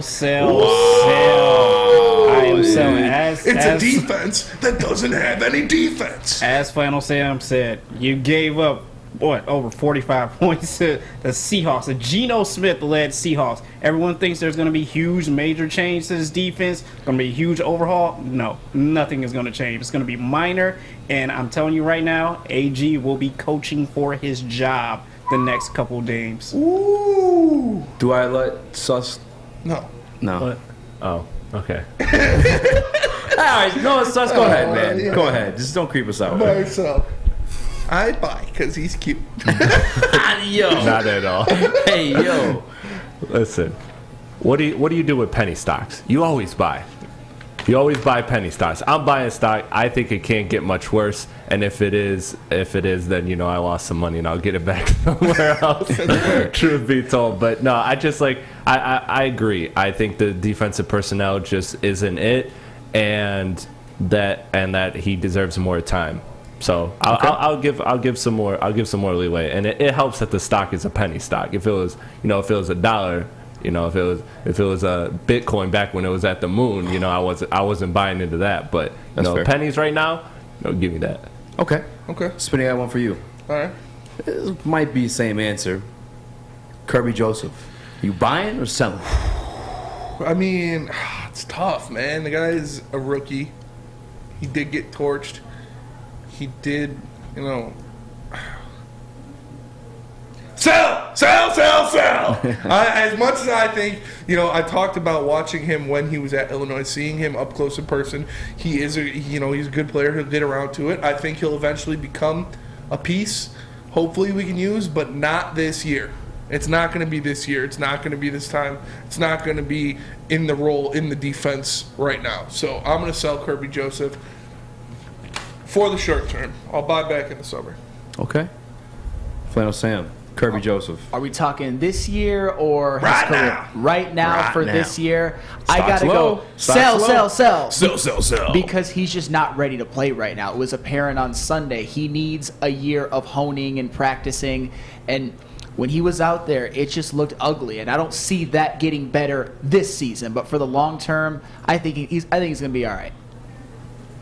Woodward Sports Chat, DCP1 asks why Roquan got a 48 on PFF. Dog, only use PFF for pass rushing stats. Yes. I promise you. It'll do you the world's favor. Those nerds don't even watch football. Yeah, they just crunch numbers.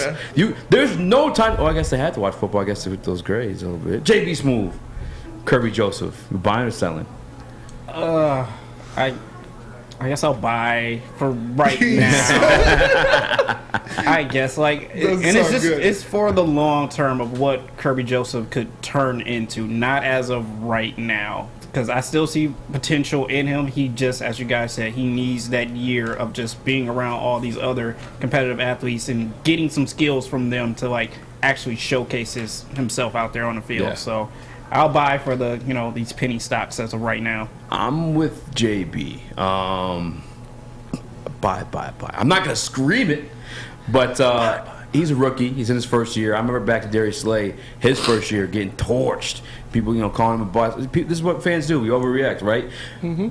Darius Slay ended up being a damn good cornerback in this league. Now, I don't know that Kirby's going to be a damn good safety in this league, but he's got the potential to be. I believe that too. I believe he's got the potential. I think he'll be good eventually, like I said. But for this year, I'm selling. Yeah, I'm just like pocket change buying him because I spent $435 on the toe. Yeah, I feel that. Up next, let's sneak a Piston in there. Okay. Sneak some Piston in. Beef stew. Isaiah Stewart. Ooh. Buying or selling before we saw him in his starting role in the first preseason game. Mm-hmm. Didn't look great, not going to lie. Yeah. He was getting kind of abused by Mitchell Robinson out there. Still think he's a little too small to be a starting five. So what are you doing with Isaiah Stewart? Buying or selling? Man, oh man. Buy. I think eventually he'll be forced into the role he's supposed to play. Like you said, he's not a starting center. But I just assume at some point they're going to put him in a position, if Dwayne Casey does gets his stuff together, he's going to put him in a position where he can excel. I'm buying beef stew. I still like the aggressive. I said, all the Detroit teams got some grit to him. He's our grit on this team. And I think for that reason he's going to stay. I just hope he's put in a position where he could be successful. Sus, I see you geeked up to answer this one. Where are you at? Buying or selling beef stew? Well, hold on. I'm going to do an Owen here. What's his stock at currently? Yeah, dude. Can I hold? Yeah, can I hold? Yeah. No, I'm with you. I'm buying because of right now, him being a starting center is no good. Duran looks like a monster. He'll definitely assume that role at some point in the season. In the season this year, wow. I believe that Beef Stew has the capability of shooting the three ball, and that's what it comes down to with him, because we know he's got the grit, we know he's a hard worker, and we've seen that he has pretty good foot speed on the perimeter as well for guarding opposing wings. So I like his potential as a four if he can knock down the three. That is a big question though, but I am buying because I think he will eventually carve out his role as a good role player. But if it was is he a starting center moving forward, I would sell that stock. But I buy him as a player being productive. I 100% believe whether it's the Pistons or another team, he'll be successful on a championship team one day. Flannel Sam. Sell. This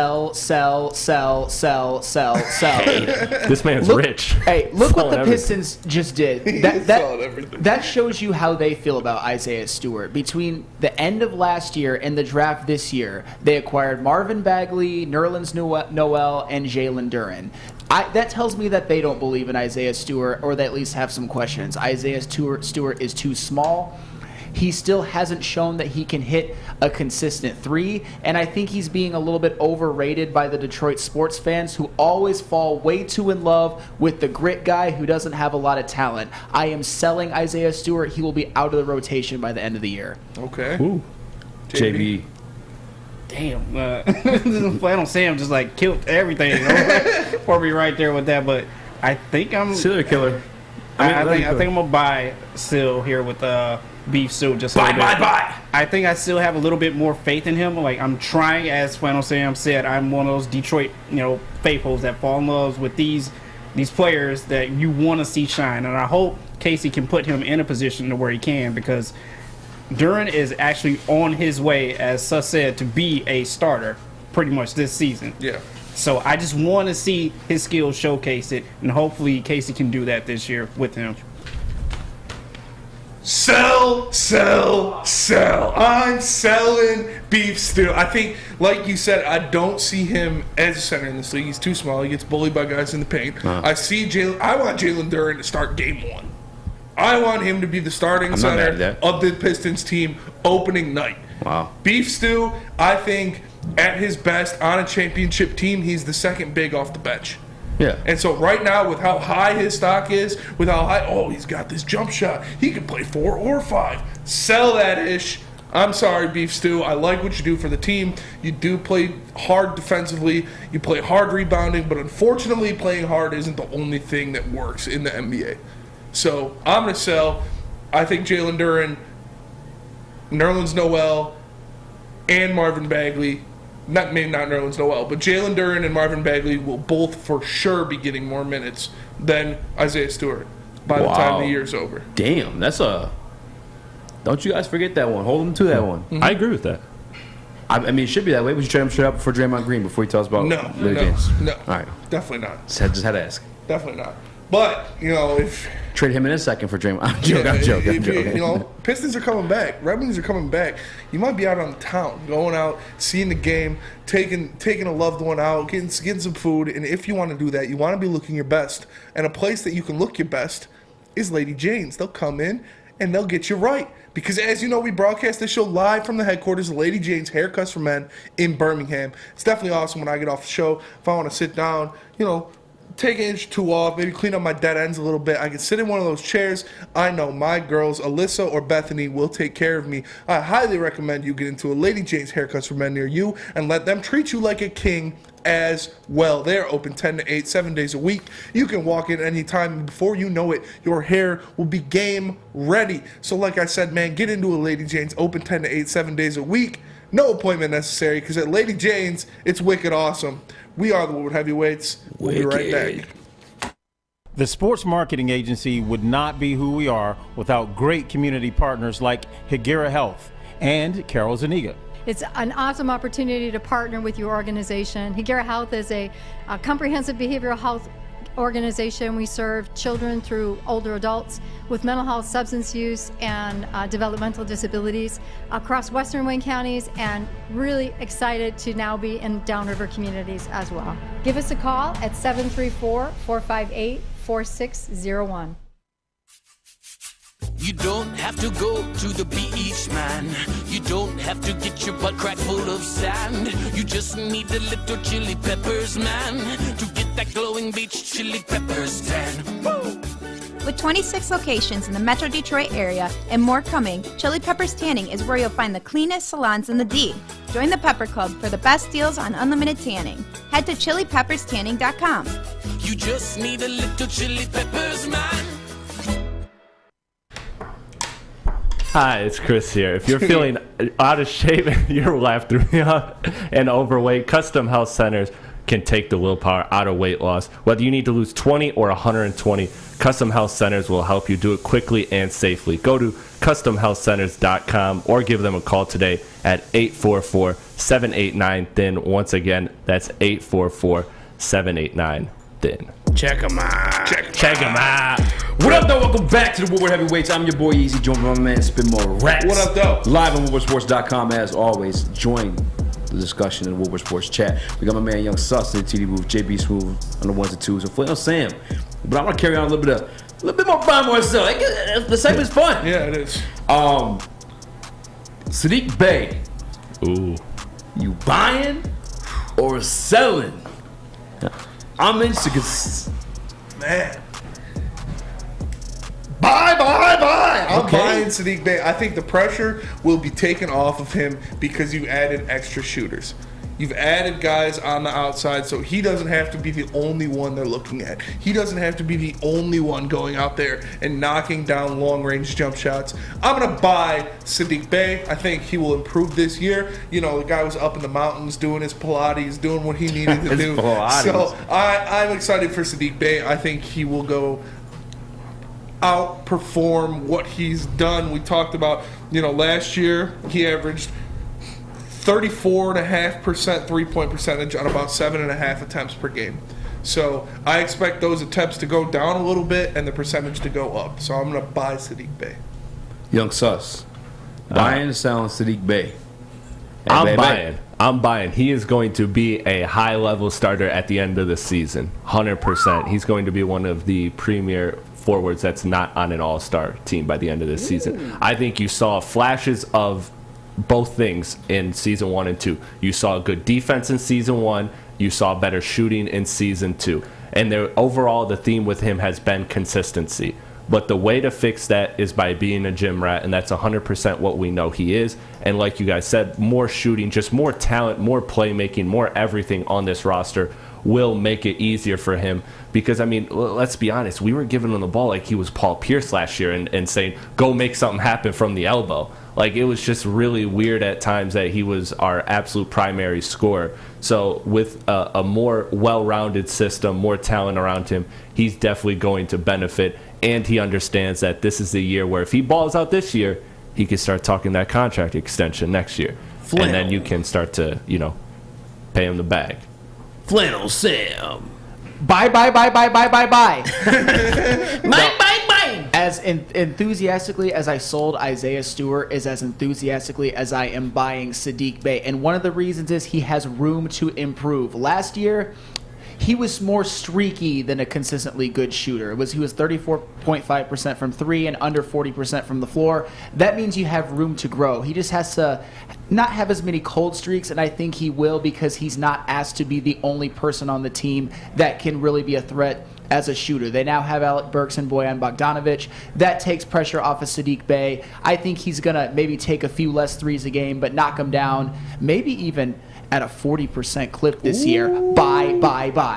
JB Smooth. Nice, well said. I am buying as well on Saddiq Bey, just because, as you guys said, the pressure is off of him right now. We're not always going to have to go to him to like make something happen right now. And of course, you know, preseason, it is just preseason. Game 1, he got off to a slow start. But I think that will improve with time. Just give him a little bit more time out there on the floor. And as Sus said, he's a gym rat. He will get better. Guaranteed. Bye. I was ready to say sell. I ain't gonna lie. I was ready to say sell. Only because, like, know your role. I'm sick of seeing him in the mid-range. I want to see him from the 3. I want him to be that for us. Like, I don't need him, like you said, I don't need him to play that Paul Pierce role. But I feel like he fell in love with that role. Watching that preseason game, he's 1 through 8, but I see him trying to get busy, you know what I'm saying, within the perimeter. No, I want you out. I want you out and just spot up, get open, shoot your threes. But ultimately, I do agree with the facts you guys made. He is a gym rat.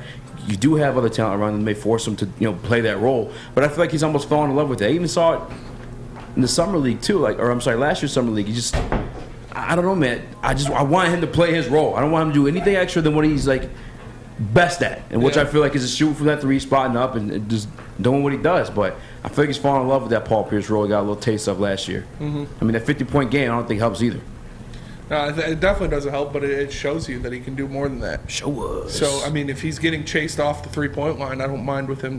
You know, I don't mind him taking the ball off the dribble if he's getting an open lane. But up next, the man, the myth, the legend, the man that showed out last week, big time, TJ Big Rooster Hawk. You buying or selling TJ Hawkinson? Buy! What did I tell you? I told you guys in the offseason, he's a top 10 tight end. He started off a little sleepy, I ain't gonna lie to you, but he came back, had a 1-touchdown performance, and comes back, becomes the main focal point of that offense, and then goes off, goes dumb. Right now, if you go right now on NFL.com, ESPN.com, whatever stat website you want to use, you search who has the most yards, you search who has the most touchdowns. TJ Hawkinson, among tight ends, top 3, he's not 3, he's 2, right behind Travis Kelce. And that's after only one big performance. He went off like that, but like he can do that for you. We've seen him do this throughout his career. I don't know why we're comparing him to Brock Wright and the Shane Zylstra, who just got cut. Bye, 100%. Flannel Sam. Oh man, I am going to have to think like a stockbroker. Sell, and here's why. And this is no disrespect to TJ Hawkinson. He just had probably the greatest game that a Detroit Lions tight end has ever played. And I don't think he'll ever have a game this good the rest of his career. I think he's going to regress kind of to the mean. And a lot of it is because I think Amon-Ra St. Brown will return, DJ Chark will return, DeAndre Swift will return, Jamison Williams will eventually be a part of the offense. TJ Hawkinson is not going to be asked to do something like that. That was an outer space level performance. He's a good tight end, but this is the perfect time to get out and sell TJ Hawkinson. I mean, yeah, from fiscally speaking, that might be an idea. I ain't gonna lie to you, JB. But this one I might want to sell. Actually, I might be leaning towards Flannel Sam on this one. Like this last game has been his best game, his best performance he's put out there on the field. Once everyone else starts to, acclimate themselves and get a little bit more healthy, like he's just gonna disappear into the shadows once again, and he's just gonna be that tight end guy that we have, So. I think I'm selling. Where you at, Spinny? You want to get sus? Yeah, all right. Let's see him mess this one up. Go ahead, sus. No, I'm 100% selling. Like Flannel Sam said, he's not going to have another game like this. And honestly, it's more so even a trust in Ben Johnson that he can find these weapons. He can find like Tom Kennedy's. He can find a tight end version of a Tom Kennedy. He can find anything really. So I have trust that Ben Johnson can make anybody do anything well. And again, I'm thinking of all the money we have and cap space needs to go towards defense. So I'm looking long-term picture. I'm selling his stock at Detroit. He's a good player, but I think Ben Johnson can make it work with whoever. And that money needs to go to the defense. I agree. Sell. Room full of haters. It's it's not nothing against TJ Hawkinson. He had a great game, that's for sure. Like Sam said, I don't see him doing that again, especially when guys start getting more healthy. When you bring back DJ Chark, when you bring back Amon-Ra St. Brown, once Jamison Williams enters this offense, he's going to fall down to that third, fourth option again. And we don't need a $15 million fourth option. Some haters in the building. That's all I got to say. Before we go to break, this one was specially requested from the Woodward Sports Chat from Steve O. Baby. Detroit Red Wings 2022 NHL playoffs. Buying or selling? Sell. I think they're going to be right there, but man, it's going to be tough. Their division is very good. I don't see a lot of teams falling off. Maybe the only one is Boston with an old Bergeron, with Marchand being out for a while. Maybe Boston is the only team that will fall down to let the Red Wings slip in. But they still got to deal with Florida Panthers. They still got to deal with the Tampa Bay Lightning. They still got to deal with the Toronto Maple Leafs. Like it's not going to be easy for them to get into the playoffs this year. As much as I think they've improved, it's going to be tough for me to say that they are a playoff team. Haters in the building. Flannel Sam, buying or selling Detroit Red Wings Stanley Cup playoffs 2022. Bye. And I know, like Spencer said, the East is tough, but I think that Boston will fall off and miss the playoffs this year. I think with the improvement of Mo Seider, the improvement of Lucas Raymond, Tyler Bertuzzi, Dylan Larkin, Jakub Vrana, who sometimes gets lost in the shuffle, but he's probably going to lead the team in goals. Those are guys that they already had who are talented players, and then in free agency you added 4 pieces. I'm not going to name them all right now for time purposes, but that are veterans, that are cheap, that are going to help this team with depth. The Detroit Red Wings will sneak into that 8th spot in next year's playoffs. Bye. JB, real quick, we got to pay some bills. Buying or selling Detroit Red Wings playoffs? Tell you right now, I don't know nothing about hockey, but I believe in what D-Mac and Stevie Y is saying, so I'm buying. See, I'm looking at the East, though, and it's like Carolina, still better than us. Rangers, maybe it was just a flash in the pan. Maybe the Rangers fall off, but I still think they're better than us. Pittsburgh, still better than us. Washington, last time I checked Alex Ovechkin, he doesn't age. He's going to score 50 goals again. still better than us. Florida, still better than us. Toronto, still better than us. Tampa Bay, still better than us. Boston is the only one that I'm like, maybe if Bergeron falls off a cliff, Boston will fall in the playoff race. And then you have other teams like the Rangers, like Columbus, who got better. It's, Ottawa, maybe they turn around. I don't know. It's tough. The Red Wings did get better, but I'm not ready to say they'll be a playoff team just yet. Way to bring us down. Sorry. You can bring it back up? What's that? Citron! Speaking of Detroit Red Wings, it's the official energy drink of the Detroit Red Wings. And right now, you can try their 6-pack sampler box at CitronWorld.com/Red Wings. They got the OG, the cranberry, and the sugar-free if you're trying to drop some LBs. Make sure you guys check that out. It's the Woodward Heavyweights. We'll be right back. Make sure you smash that like button. New to the game or a season better? OddsTrader.com has everything you need to make the right bet ahead of kickoff. Begin your handicapping journey with OddsTrader. Improve your edge by finding the best price on every game from sportsbooks in your backyard. Take advantage of the numerous sign-up bonus offers to pad your bankroll. Dive into key game statistics, player performance, and even account for the projected game day weather. Best of all, you can use the OddsTrader bet tracker to keep a log of your action. Welcome to OddsTrader, and best of luck. Hi, I'm John from Better Rate Mortgage, and to me, family is more than blood. That's why I have the biggest family in Metro Detroit. If you're looking to buy a house or refinance and need a loan, come get treated better than family by me and our entire team here at Better Rate Mortgage. We pride ourselves on giving you better advice, better service, and a better loan experience. That's why we are Better Rate. If you're looking for a new mortgage, come get treated like family. Actually, better with Better Rate Mortgage. Visit us at mybetterrate.com or call at 248-480-4467 today. Hi, Chris here. At Alta, Uptime matters. Alta Equipment has everything you need to get the job done. You got a big project coming up? Alta Rent has you covered. Make sure you guys give them a call today at 844-GO-TO-ALTA. Again, that's 844-GO-TO-ALTA. Alta Equipment, where Uptime matters. Not nice. What up, though? Welcome back to Woodward Heavyweights. It's Chris. I'm your boy Easy, joined by my man Spin More Racks live at WoodwardSports.com. As always, Monday through Friday, 5 through 7. If you guys haven't already, do us a favor, hit that like button. We only have 49 likes, bro. It's like, bro, I just got my car towed. And I got to come back to only have 49 likes. It's kind of messed up. Young Sauce in the building. JB Smooth along with them, and Flannel Sam along for the ride. Spinny, Sam, I know you guys did your homework on this one. I already know we're the number one offense in the league. But the question's in the prep. Who has the better offense, the Detroit Lions or the New England Patriots? Drop me a beat, JB. So you Hey, look, yo, DJ, spin that you ish. look at these offenses. I think you have to take it out of perspective. The Lions do have the number one offense, so they're gonna have some, inflated numbers in Ben Johnson's system compared to an offense run by Joe Judge and Matt Patricia. I'm gonna get the obvious ones out of the way first. Obviously, the Lions have the better quarterback situation. Whether it's Bailey Zappi, whether it's Mac Jones, I think Jared Goff is a better quarterback. Obviously, the Lions have the better offensive line. They have 3 guys that look like they could all be Pro Bowlers on it. The Lions' offensive line is elite. But then I start to get some questions. I'm going to start with the running back room. There's voices in my head. I'm going to start, my CTE starts kicking.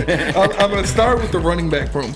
You look, and they're not off to a great start. Ramondre Stevenson, 43 attempts for 211 yards and a touchdown. Damian Harris, 53 attempts for 246 yards and a touchdown, while Jamal Williams has 62 attempts for 276 yards and those whopping 6 touchdowns. But you look at what they do in their careers, it's impressive. Damian Harris, his best year, 202 attempts, 929 yards, 15 touchdowns. Ramondre Stevenson last year, the same year Damian Harris did that for 15 touchdowns, 133 attempts for 606 yards and 5 touchdowns. Those are very impressive numbers between those 2 backs. Jamal Williams, in his best year, which was last year in 2021, albeit only in 11 games, 153 attempts for 601 yards and 3 touchdowns. I'm going to give the running back edge to the Patriots. Without DeAndre Swift, I think even though Jamal Williams has the inflated numbers, I don't think that makes him the better player than Damian Harris or Ramondre Stevenson. So I'm going to give it to the Patriots. Haters in and the then building. we look at the receiving room. And this It's our next drop. This is where you throw it up. What is going on? Is DJ Chark going to play? Is Josh Reynolds going to play? Are these guys going to play? If not, if it's Tom Kennedy and Quintez, not even Quintez Cephas, Mohamed Sanu out there, it is the Patriots. Because I like Devontae Parker. Like I know he hasn't got his shine. I like him too. He played on some bad Miami teams. Tua's a beast. What do you mean? There was before Tua. Rookie contract. He played on some bad Miami teams. I like Devontae Parker. I think he does a lot. Nelson Aguilar, like we know he's hit or miss. He can either be good or bad. I think if Josh Reynolds and DJ Chark are both playing, I'll give it to the Lions. But if one of those two guys are out, the Patriots have the better wide receiver room. But at full strength, obviously, you add Amon-Ra St. Brown, it's definitely the Lions. But Kendrick Bourne isn't bad either. So I think the Patriots have a deep room, and Devontae Parker is better than Josh Reynolds. I think he is. I think he is a better athlete. He's a better player. Josh Reynolds, again, being in this Lions offense, he's obviously going to put up better numbers. Being in this Ben Johnson scheme, they're going to put up better numbers than they will in the Matt Patricia, Joe Judge scheme. Beat though. But I don't think that makes them better players per se. And then we go to tight ends. And obviously TJ Hawkinson is balling based on what he did last week. 18 receptions on the year for 261 yards and 3 touchdowns. Hunter Henry only has 5 receptions for 41 yards this year. I don't know what the hell is going on there. But that is embarrassing. He got a bag. Jonnu Smith got a bag too. I really like Jonnu Smith, but he is injured, so we threw him out of the way. But you look, outside of this year, Hunter Henry and TJ Hawkinson have been pretty damn similar in their stat lines. You look, in 10 games in 2021, Hunter Henry went for 50 receptions, 603 yards, and 9 touchdowns. In 2021, TJ Hawkinson in 12 games went for 61 receptions, 583 yards, and 4 touchdowns. And then probably both of the best years of their career in 2020. In 14 games played for the Chargers, Hunter Henry, 60 receptions for 613 yards and 4 touchdowns. TJ Hawkinson, his 2020 Pro Bowl season where he played all 16 games, 67 receptions, 723 yards, and 6 touchdowns. I think Hunter Henry is more used as a red zone threat. As we saw, last year, in only 10 games, he had 9 touchdowns. Like, the guy is a weapon in the red zone. He's a big body guy. But I do think TJ Hawkinson is the better overall tight end. Not by much, though. It's pretty close. It is pretty close. By much. Like I just do. Look at the numbers, man. They don't lie. So By the numbers, it's pretty. TJ Hawkinson, what in the category? It's pretty close. Like I said, in 10 games, Hunter Henry had 50 receptions for 603 yards and 9 touchdowns. Stop yelling numbers at me. That's more touchdowns than TJ Hawkinson has had in a year in his entire career. Hunter Henry did it in 9 games. So it's pretty close, but I'll give it to the Lions. If Jonnu Smith was healthy, it would be the Patriots for sure. Flannel Sam. Ooh, so Spencer, your soliloquy was thought-provoking for sure. And I say soliloquy with respect. That shit was trash!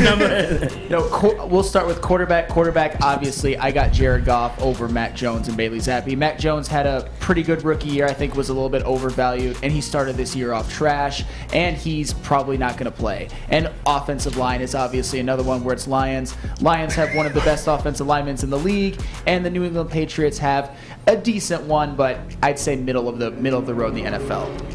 Running backs is interesting. Spencer, you didn't count DeAndre Swift. Are we not counting? Not counting guys that aren't playing. Well, if we're not counting DeAndre Swift, then Spencer is absolutely right. Yeah. Ramondre Stevenson and Damian Harris are a damn good 1-2 running back duo. They're both, I don't know if they're like bell cows, but they're both very, very good, solid running backs, and they're both coming off of good years where they average each 4.6 yards a carry, and they're doing the same this year. And if you're only counting Jamal Williams against Ramondre Stevenson and Damian Harris, the Patriots do win that matchup.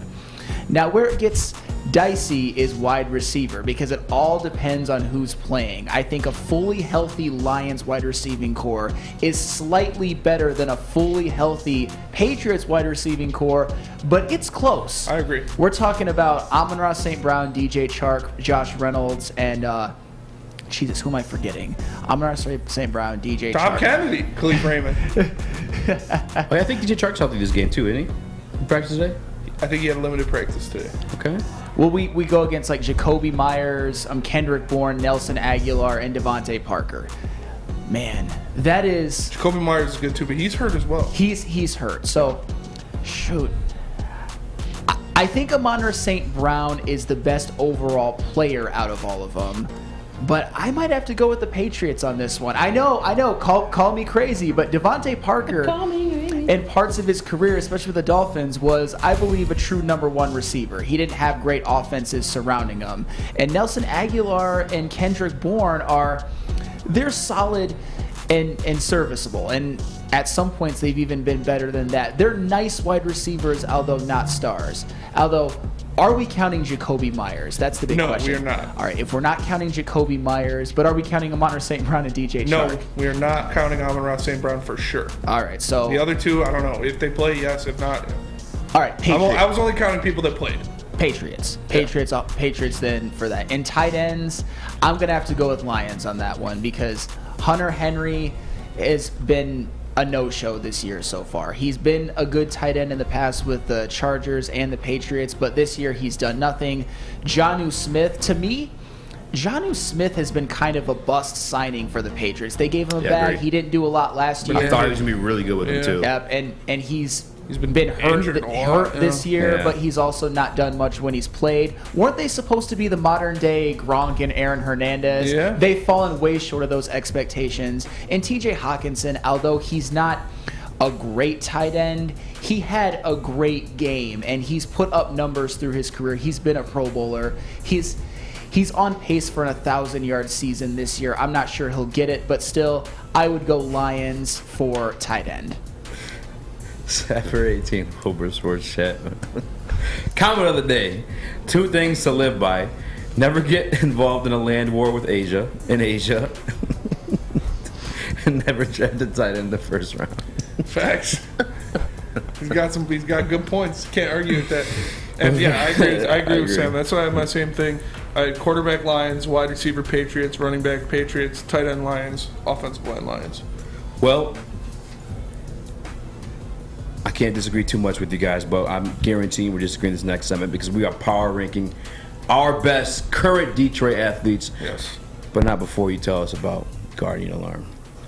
Wow, it's already that late.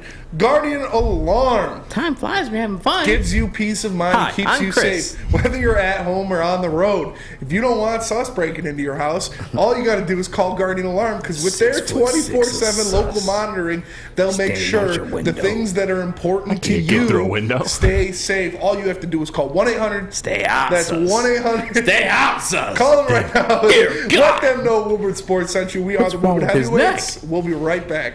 Hi, my diamonds. It's Crystal with an X. You want to get hot and perfect like me? Here's my super easy routine. Drink at least a gallon of water before you wake up. Attach a weight to everything in your house.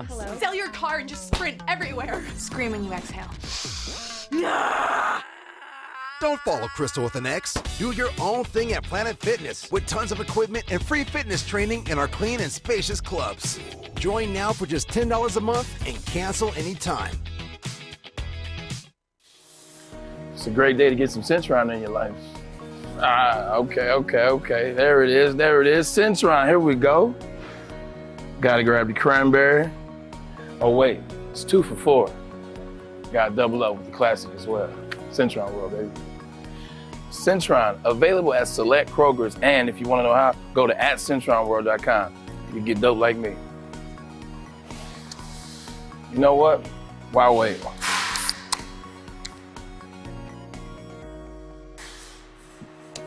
Great taste, guaranteed.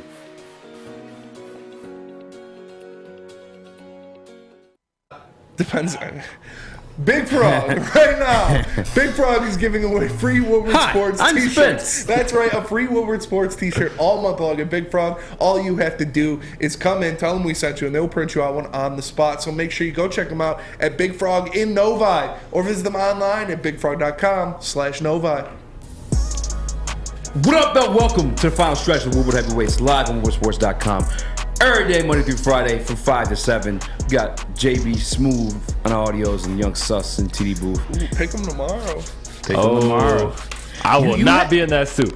You have a bit of an advantage. You pick the games. I literally pick it when I'm sitting here. Okay. So I don't research anything. I just look at who's home, who's away. I open ESPN, scroll down the games. Yeah. I'm gonna go back and do homework. Maybe at the end of the year to see all-time record. Yeah, that'd be cool. That would be cool. Yeah, I'm down for that. We'll have all the pictures in the chat too. Yeah. So. Yeah. I like that you do that. That way they're not cheating. We should have some type of punishment for end of the year, worst of the worst. Has to go and on I say Woodward that as somebody that Wiener suit all week or. Yeah, go on Woodward Monday night dance in the Wiener suit on the pole. Yeah. Well, it'll be over by then. Yeah, it'll be over by then. Oh yeah. Football season. We'll think of We'll something. figure something out. Yeah. Because we're there all season. Yeah. So that'll be the last week of pick'em. We just won't include Monday night in that one. Okay. Yeah. We could do that. We could do that. All right. Well, we ranked the top Detroit athletes currently. Spinning. I think ours is actually pretty similar. They are pretty similar. Let's start with yours. Start with mine. Throw it up there, Sus. I have 3 honorable mentions that I want to put out there. My 3 honorable mentions are Jared Goff, Riley Green, and Taylor Decker. And then you look at the rest of this. I got Mo Sider up there at number 1. I think he already is a top 5 defenseman in the NFL. He has the NHL. In the NHL. He has the potential to be the best defenseman in the NHL. You got Kate Cunningham at number 2. I see what you did there. Honestly, I didn't even think about that, but yeah, he's at number 2. He's a freak. He's just going to get better and better. Penei Sewell at number 3. I think he has the potential to be the best offensive tackle in the NFL, in his prime. He's getting up there. I think he's already top 5 right tackle in the NFL right now. You look at Dylan Larkin, the captain. I got him in there at 4. He is impressive. He had a career year last year. I think he'll only get better with the pieces they added around him. Amon-Ra St. Brown at 5. The guy is a stud. He is a game changer on offense. And then we got Lucas Raymond, the young sniper, there at 6. I got him at 30 goals this year. I think he takes a big step forward. DeAndre Swift at 7. If the guy can stay healthy and stay in the game, he's a game changer. He's explosive. He's a fantastic running back. He just needs to stay healthy. Sadiq Bey at 8, he is a weapon. He's a guy that can go out there and, like you said, put up 50 points for you. He is a guy that can do a lot of things offensively on the court, and I think he, again, like I said, takes a big step forward this year. Less shots, but a higher percentage, resulting in a higher scoring total. And then I got Frank Ragnow at number 9. Frank is, when he's healthy, when he's right, he is a top 3 center in the NFL. You look up, Creed Murphy's up there. He's right up there with him in all stats-wise this year. And then at number 10, I got Tyler Bertuzzi. The guy's a monster. He goes out there. He's a grinder. He's an old-school hockey player. The boys love him. He's buzzing around the ice. And he also had a career year last year without even playing in Canada at all. So, Canada. I like Tyler Bertuzzi a lot. And like I said, my 3 honorable mentions are Jared Goff, Riley Green, and Taylor Decker. I almost put. Thank you. Throw mine up there. Got you. Hey DJ, spin that. No, I'm kidding. I got Mo number 1, like you. K number 2, like you. Wow, they are pretty similar. They are fairly similar. It's because you handed me your list while I was doing my list. Right? I had to show Goff some love, man. He is killing it right now, and I just didn't want to disrespect him like that. Ben Johnson deserves to be on this list at least 4 times, though. Yeah. Dylan Larkin, the captain of a team that I think can make the playoffs. I won't guarantee it. I think I have to do my buy or sell on that one. I'd probably sell that. No, I'm buying that one, actually. Swift up there. I felt weird with the Swift situation just because, obviously when healthy, I think he's always been productive when healthy. He just never seems to stay healthy. Yeah, when he's healthy, he's dominant, dude. 100%. Lucas Raymond, which I initially had a lot higher, but I still keep him over Sadiq Bey as of now. Obviously, Jared Goff sitting there down the low, and come on, I had to throw Malcolm in there. I had to get a little Rodrigo action. Throw the boy on there. Even though we have a historically bad defense, but it's still a boy. Yeah, that's fair. Shout out to the boy. Riley Green, my honorable mention. Riley Green, I just couldn't stomach putting a Tiger on there. Honestly, it would have been really hard. But Riley Green, he played very well at the end of the season. I think he's finished at 250, somewhere around 254, I think, on the year. Yeah. Obviously plays fantastic center field. So Just doesn't have an arm at all. Has no arm at all. But he catches everything. So I'm excited for him. See what he can do next year. Maybe he'll get off to a faster start. But that'll do it for us today. We appreciate you guys for watching us on WoodwardSports.com. You know who we are. We are the Heavyweights. We are live from 5 to 7 Monday through Friday. Make sure you come tap in tomorrow while we preview the game, give you our pick-em, and do a lot of fun stuff. For the man to my left, the one, the only, Eazy, baby, holding it down. Young Sus, Chris Platty in the TD booth. Our boy JB Smooth on the ones and twos. I am Spencer Exter. Appreciate you guys for watching. Make sure you check us out tomorrow. Peace. Hey.